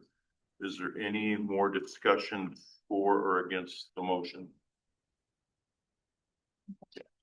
I just want to add, I think both of these are really examples of passionate and inspirational ambassadors. And I think we'll be proud to prop them up at the parade and then look, everybody, this is what greatness looks like. So thank you. So I would look for a official motion to approve Josh Lyons as honorary citizen of the year for 2025 and Linda Finster as citizen of the year for 2025. Is there a motion to approve? So moved. Second. Okay, it's been moved and seconded. All those in favor state aye. Aye. Any opposed? I want to say that I appreciate all the nominations. They're all very good nominations. We've got some very good citizens and honorary citizens who have made a big difference in Covington. So Just a clarification, are the people that are nominated, do they ever get notified that they got yeah, nominated? because Okay. All right. they show up, they'll be here in July. Oh, the one No, the people that get no, the ones that Oh. didn't win. Do we ever notify them that they get nominated? I'll find out. That's Yeah. Carlos' thing. I can find out that, I think it'd be good, just to let them know that they were nominated. Yeah. and- Yeah. Thanks. Mayor, Good point. can I Yes. get a clarification for the record? Who seconded that motion? Debbie. Debbie. Yeah. Thank you. Yep. Frank.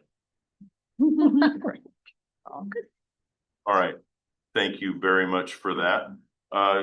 New business item number 7. Item number 6, consider appointment to the youth council. We had 3 interviews tonight. We have 4 openings. Does council wish to take action? We had interviews with Arsukman Carr, Kelvin Strom, and Connor Onexi. I'm sure I blew that.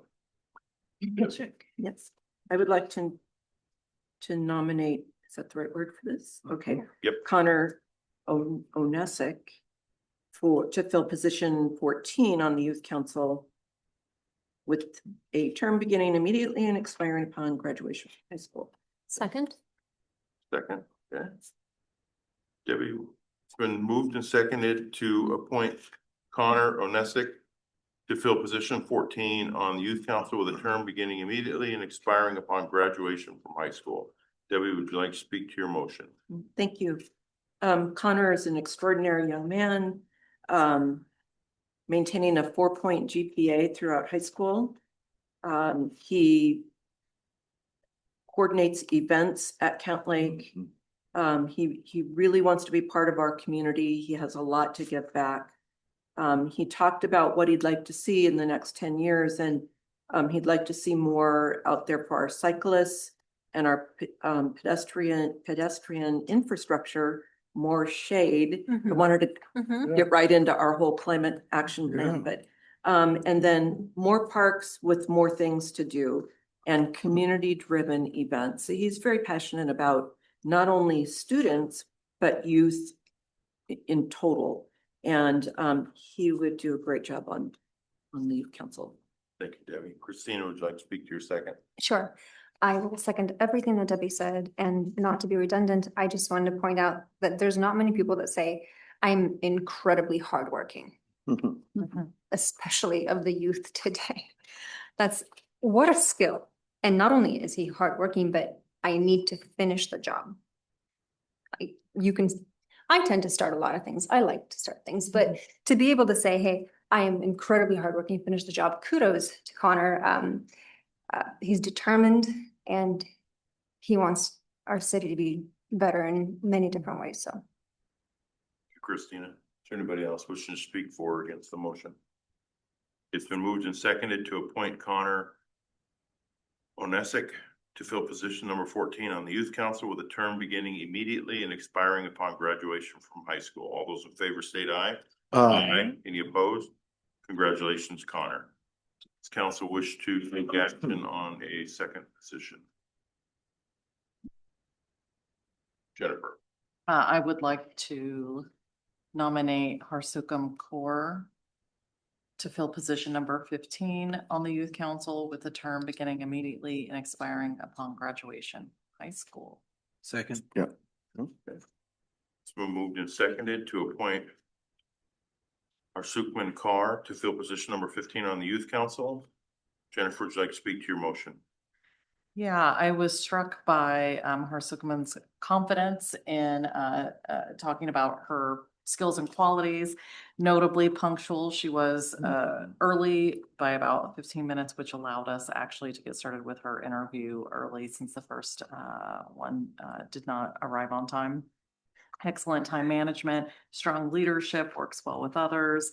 And she sees the most important function of youth council is inspiring other youth, setting an example and essentially showing others the benefits of getting involved. I think she'll be a great asset to the council. Thank you, Jennifer. Joe, would you like to speak to your second? I'd like to echo everything Jennifer just said. So I think her saying that she was very punctual and early was amazing. It's one of those things that I try to install in my own children, and I'm happy to see it's being installed in others. Because be early, it's always better to be early than it is to be, on time. But I also liked her thing, echoing again, Jennifer, she was saying that what do you see as the most important function of the youth council? And it's representation. It's being that representative for that age, for that group of people, that the youth, to show that, hey, we can make a difference. And this is how we can do it. This is where one place we can start. And that's the representation. And it's that representation matters. That you're either be at the table or be on the menu, as Pete Lewis used to say. Thank you, Joe. Anybody else wishing to speak for or against the motion? It's been moved and seconded to appoint Harsukam Kaur to fill position number 15 on the youth council with a term beginning immediately and expiring upon graduation from high school. All those in favor state aye. Aye. Any opposed? Congratulations, Harsukam. Council wish to take any further action tonight? Christina? I would like to appoint Calvin Strong to position 6 on the youth council with term. I actually don't know, with the term beginning in a week, July. July. July 1st. Second. Second, oh, Been moved and seconded to appoint Kelvin Strong to fill position number 6 on the youth council with a term beginning July 1st, 2025 and expiring upon graduation from high school. Christina, would you like to speak to your motion? Sure. Calvin is so professional, so well versed. He clearly has experience, both with youth and with representation. He works with Model United Nations, travels to conferences, and works cooperatively with others to find resolutions to common conflict. I could see that in him, and like I said, he's incredibly respectful, and I believe he would be a total asset to the youth council. It does break my heart that once again we are hearing that our schools have a drug problem, and it makes me happy to see that youth are standing up to find ways. He even suggested a variant to mitigating some of that at Kentwood by hearing experience from Kent Lake. But I just hope that as we move forward, we resolve this in the future so that our high schoolers don't struggle, aren't scared, and can just have the most thriving environment for their education. Thank you, Christina. Sean, would you like to speak to your second? Yeah, thank you, Mr. Mayor. Just second what Christina said, and then to highlight again, I thought it was interesting. Calvin noting the drug problem. So we've heard that from several students. But when, and press not the right word, when asked a follow-up about what we could do about that, he already had information which we had not heard, that Kent Lake has hired security guards to sweep the bathrooms. So we need to follow up on what that program is and why, if it isn't instituted at other schools like Kentwood, with the school board. I mean, that's exactly what the youth council is supposed to do. Right. Bring us information on issues and information that we may not be hearing. So I just thought that was ideal. So anyway, for Calvin's nomination. Great. Thank you, Sean. Anybody else wish to speak for or against the motion? It's been moved and seconded to appoint Kelvin Strong to fill position number 6 on the youth council with a term beginning July 1st, 2025 and expiring upon graduation from high school. All those in favor state aye. Aye. Any opposed? Congratulations, Kelvin. All right, let's move on to new business item number 7, appoint a voting delegate for the 2025 Association of Washington Cities Annual Business Meeting. And so far, it looks like I am the only one that's registered. So I would appreciate allowing me to vote. I move to appoint Mayor Wagner as to represent the city of Covington at the 2025 Association of Washington City meeting. good. Thank you. Been moved and seconded to appoint Jeff Wagner as the voting delegate to represent the city of Covington at the 2025 Association of Washington Cities Annual Meeting. Beth, would you like to speak to your motion? You always do a great job representing our interests of our city, both residents and staff and business. So we know you're going to do a great job. I know you're going to do a great job. Thank you, Beth. Debbie, would you like to speak to your second? We really appreciate that you're going, and I feel very guilty that I'm not able to go, but we do appreciate your representing us. You do it so My well. pleasure. Is there anybody else wish to speak for or against the motion? Okay, it's been moved and seconded to appoint Jeff Wagner as the voting delegate to represent the city of Covington at the 2025 AWC Annual Meeting. All those in favor state aye. Aye. Any opposed? Thank you all very much. I will definitely represent the city. That concludes business. Let's move into future agenda. Next meeting is on Tuesday, June 24th. We do have right now one interview scheduled for CETUS with the meeting starting at 7. I will be in Kennewick, and let's see, that's Tuesday night. So I will be at Longhorn Barbecue that night. Oh, yeah. Oh my, it's, yeah. So Sean, you'll be running the meeting? yes. And Is there any other topics that council would like to see at a future agenda item? Debbie?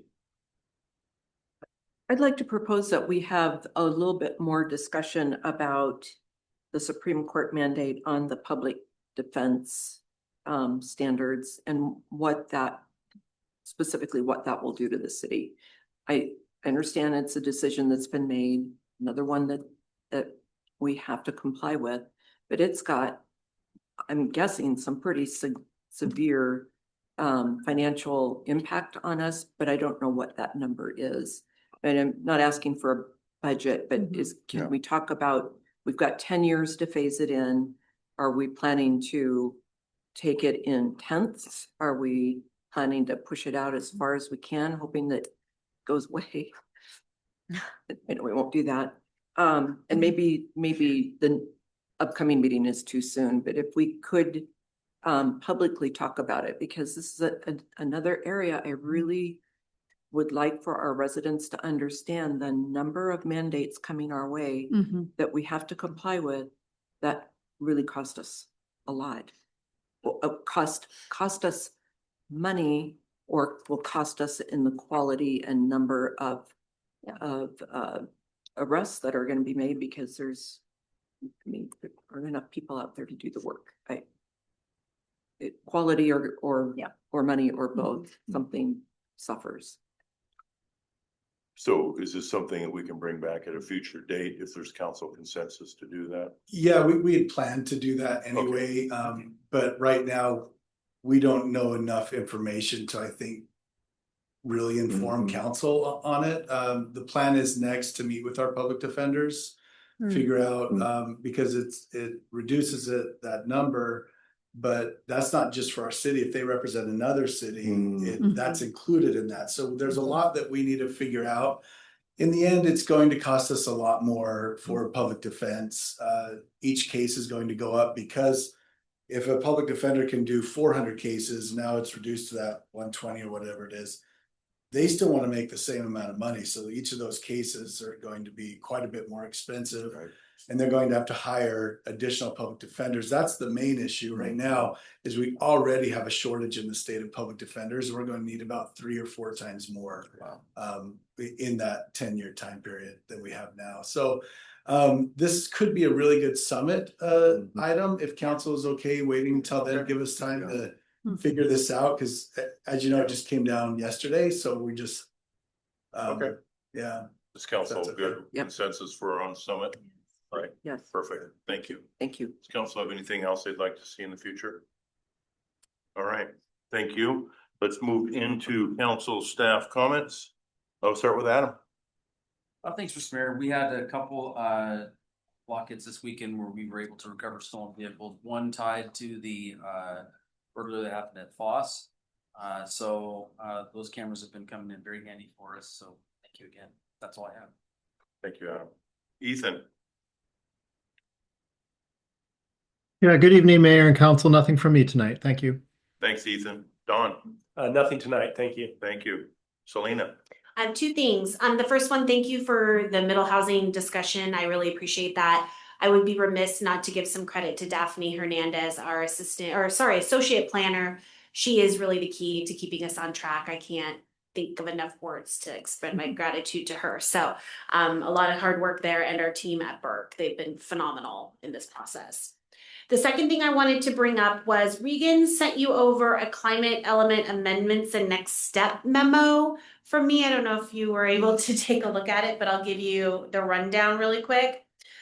This is a requirement of our climate element deliverables. And the reason that we provided the memo to the council, and why I just kind of need a thumbs up from you all tonight, if you're comfortable with it, is that there was some timing snafus in when comp plan was coming out, climate deliverables, climate deadlines, they all don't align. And so what Commerce is looking for is just an acknowledgement from our council that they understand that even though we're turning in some draft deliverables in June for our grant, that we still have work we have to do related to climate. And so the memo I provided is really the work plan that we would be doing. It's already baked into what we're currently doing, but ultimately it resides in formally adopting the climate element, which will be coming back to you in like Q3, Q4. And then all the work that we've done this far, the tree canopy, we'll be talking about multimodal in July with you. There's some downtown beautification stuff. And I know I'm missing one more. I think that's it, actually. So it's just an acknowledgement from the council that you understand. Staff has to do that. We have a work. thumbs up that we understand that what Selena's asking for. Thank you. Thank you, Selena. Anything else? Okay, thank you. Casey. Just an update that the annual audit has started. It started last week, so I'll just keep you apprised if there's anything interesting. Thank you. Thanks, Casey. Mark.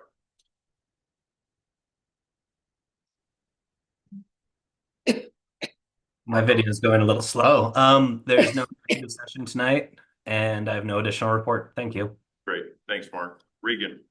Just wanted to point out a little correction when Emily was presenting. I don't know if you were paying attention to the Highway 18 funding timeline on the slide.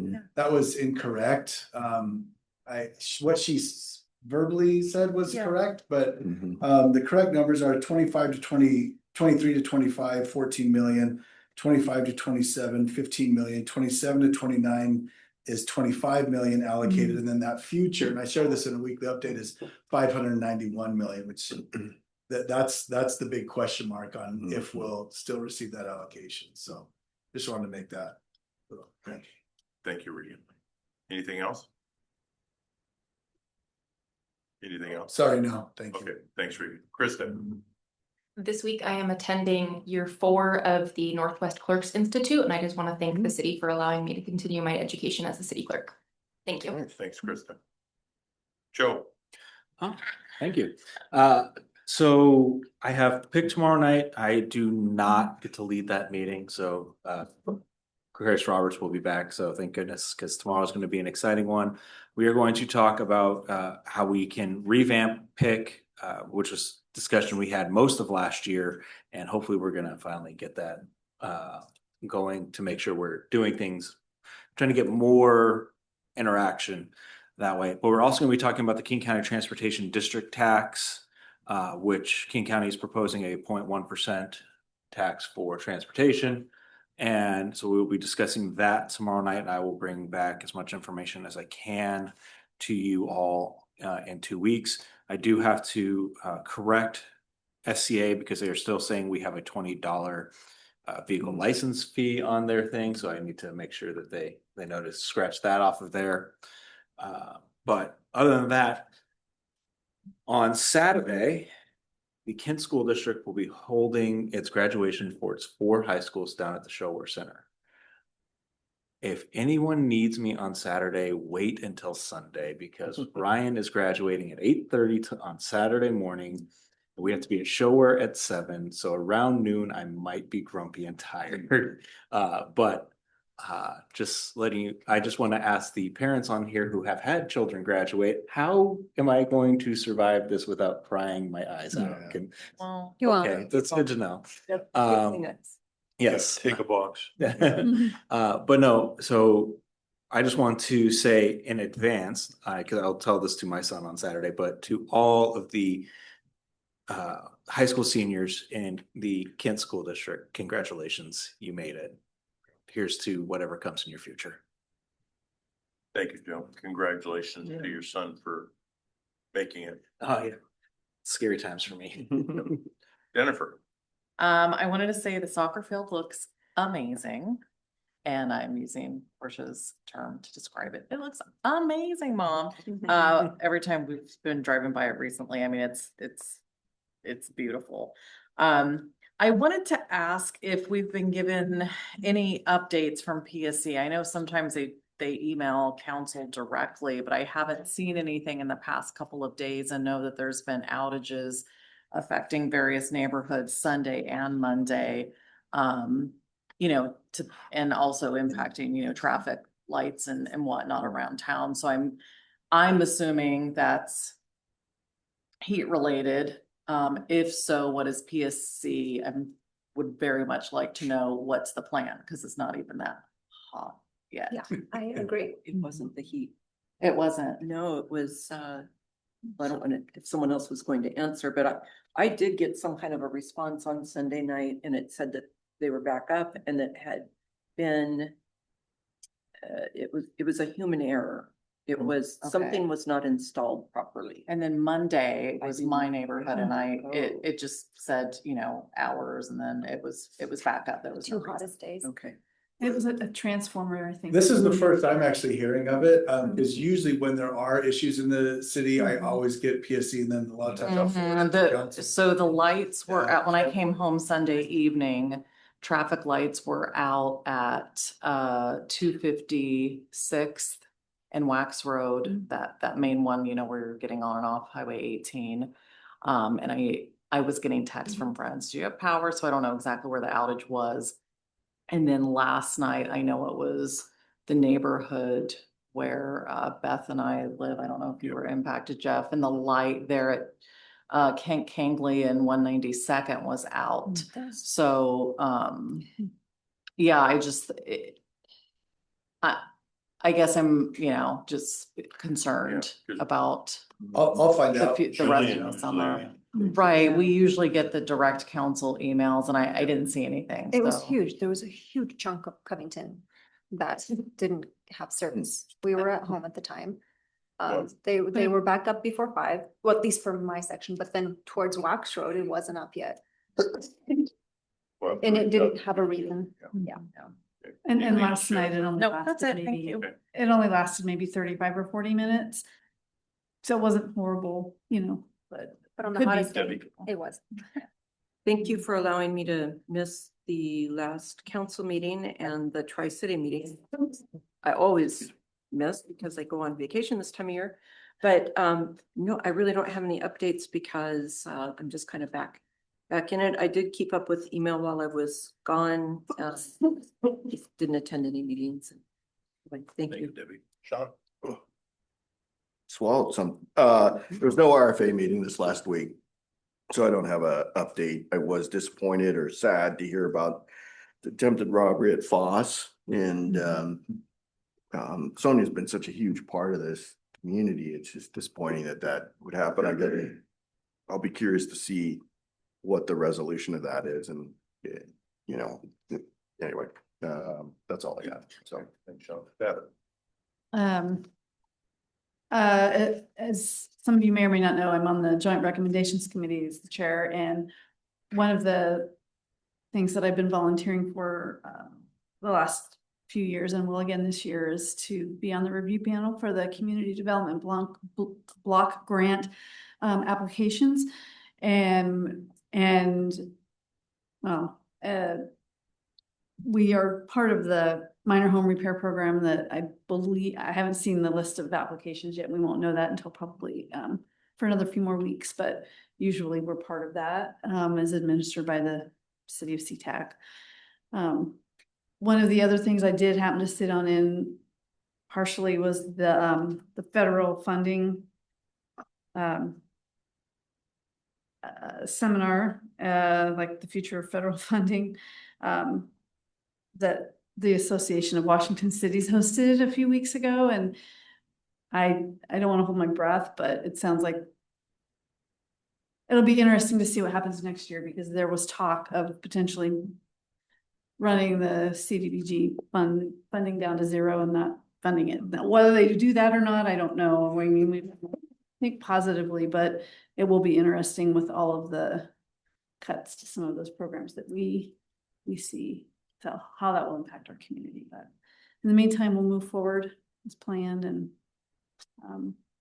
looking forward to the summer activities, the Covington days, the popcorn and the movies and all of that. So looking on the positive side for now, but appreciate everything y'all do. Thank you, Beth. Christina? I will be attending Skip's in-person meeting this Friday, which, by the way, I live for. When I ran for office, I didn't sign up for virtual meetings, and I love the in-person meetings. We get so much more done and they are efficient, where we will be discussing the 5-year plan and exploring long-term visions of Skip and expanding Skip. So if you have any recommendations, ideas for where you would like that to go, as Covington is a part of that, let me know. And then I would request to be excused from the first meeting in July. I am turning the big 4-0, and the family has decided to take a trip. That wasn't even my idea, so we'd love to go and celebrate. So if that's okay. Thank you. Mr. Mayor, I forgot one thing. Yes. I want to wish everybody this week, or all the fathers out there this weekend, a happy Father's Day on Sunday. Oh, Thank you. I forgot. I almost forgot myself, so. Okay. All right, I do not have anything for tonight, so we'll move into our second public comment. Speakers will state their name, organization, and whether they're a Covington resident. Comments are directed to city council, not the audience or staff. Comments are to be related to city business. Comments are not intended for conversation or debate and are limited to 4 minutes per speaker. Is there anybody in the audience wishing to address council this evening? Is there anybody online wishing to address council? Please raise your hand. Seeing nobody wish to speak, we do not have an executive session, and this meeting is adjourned at 9:06.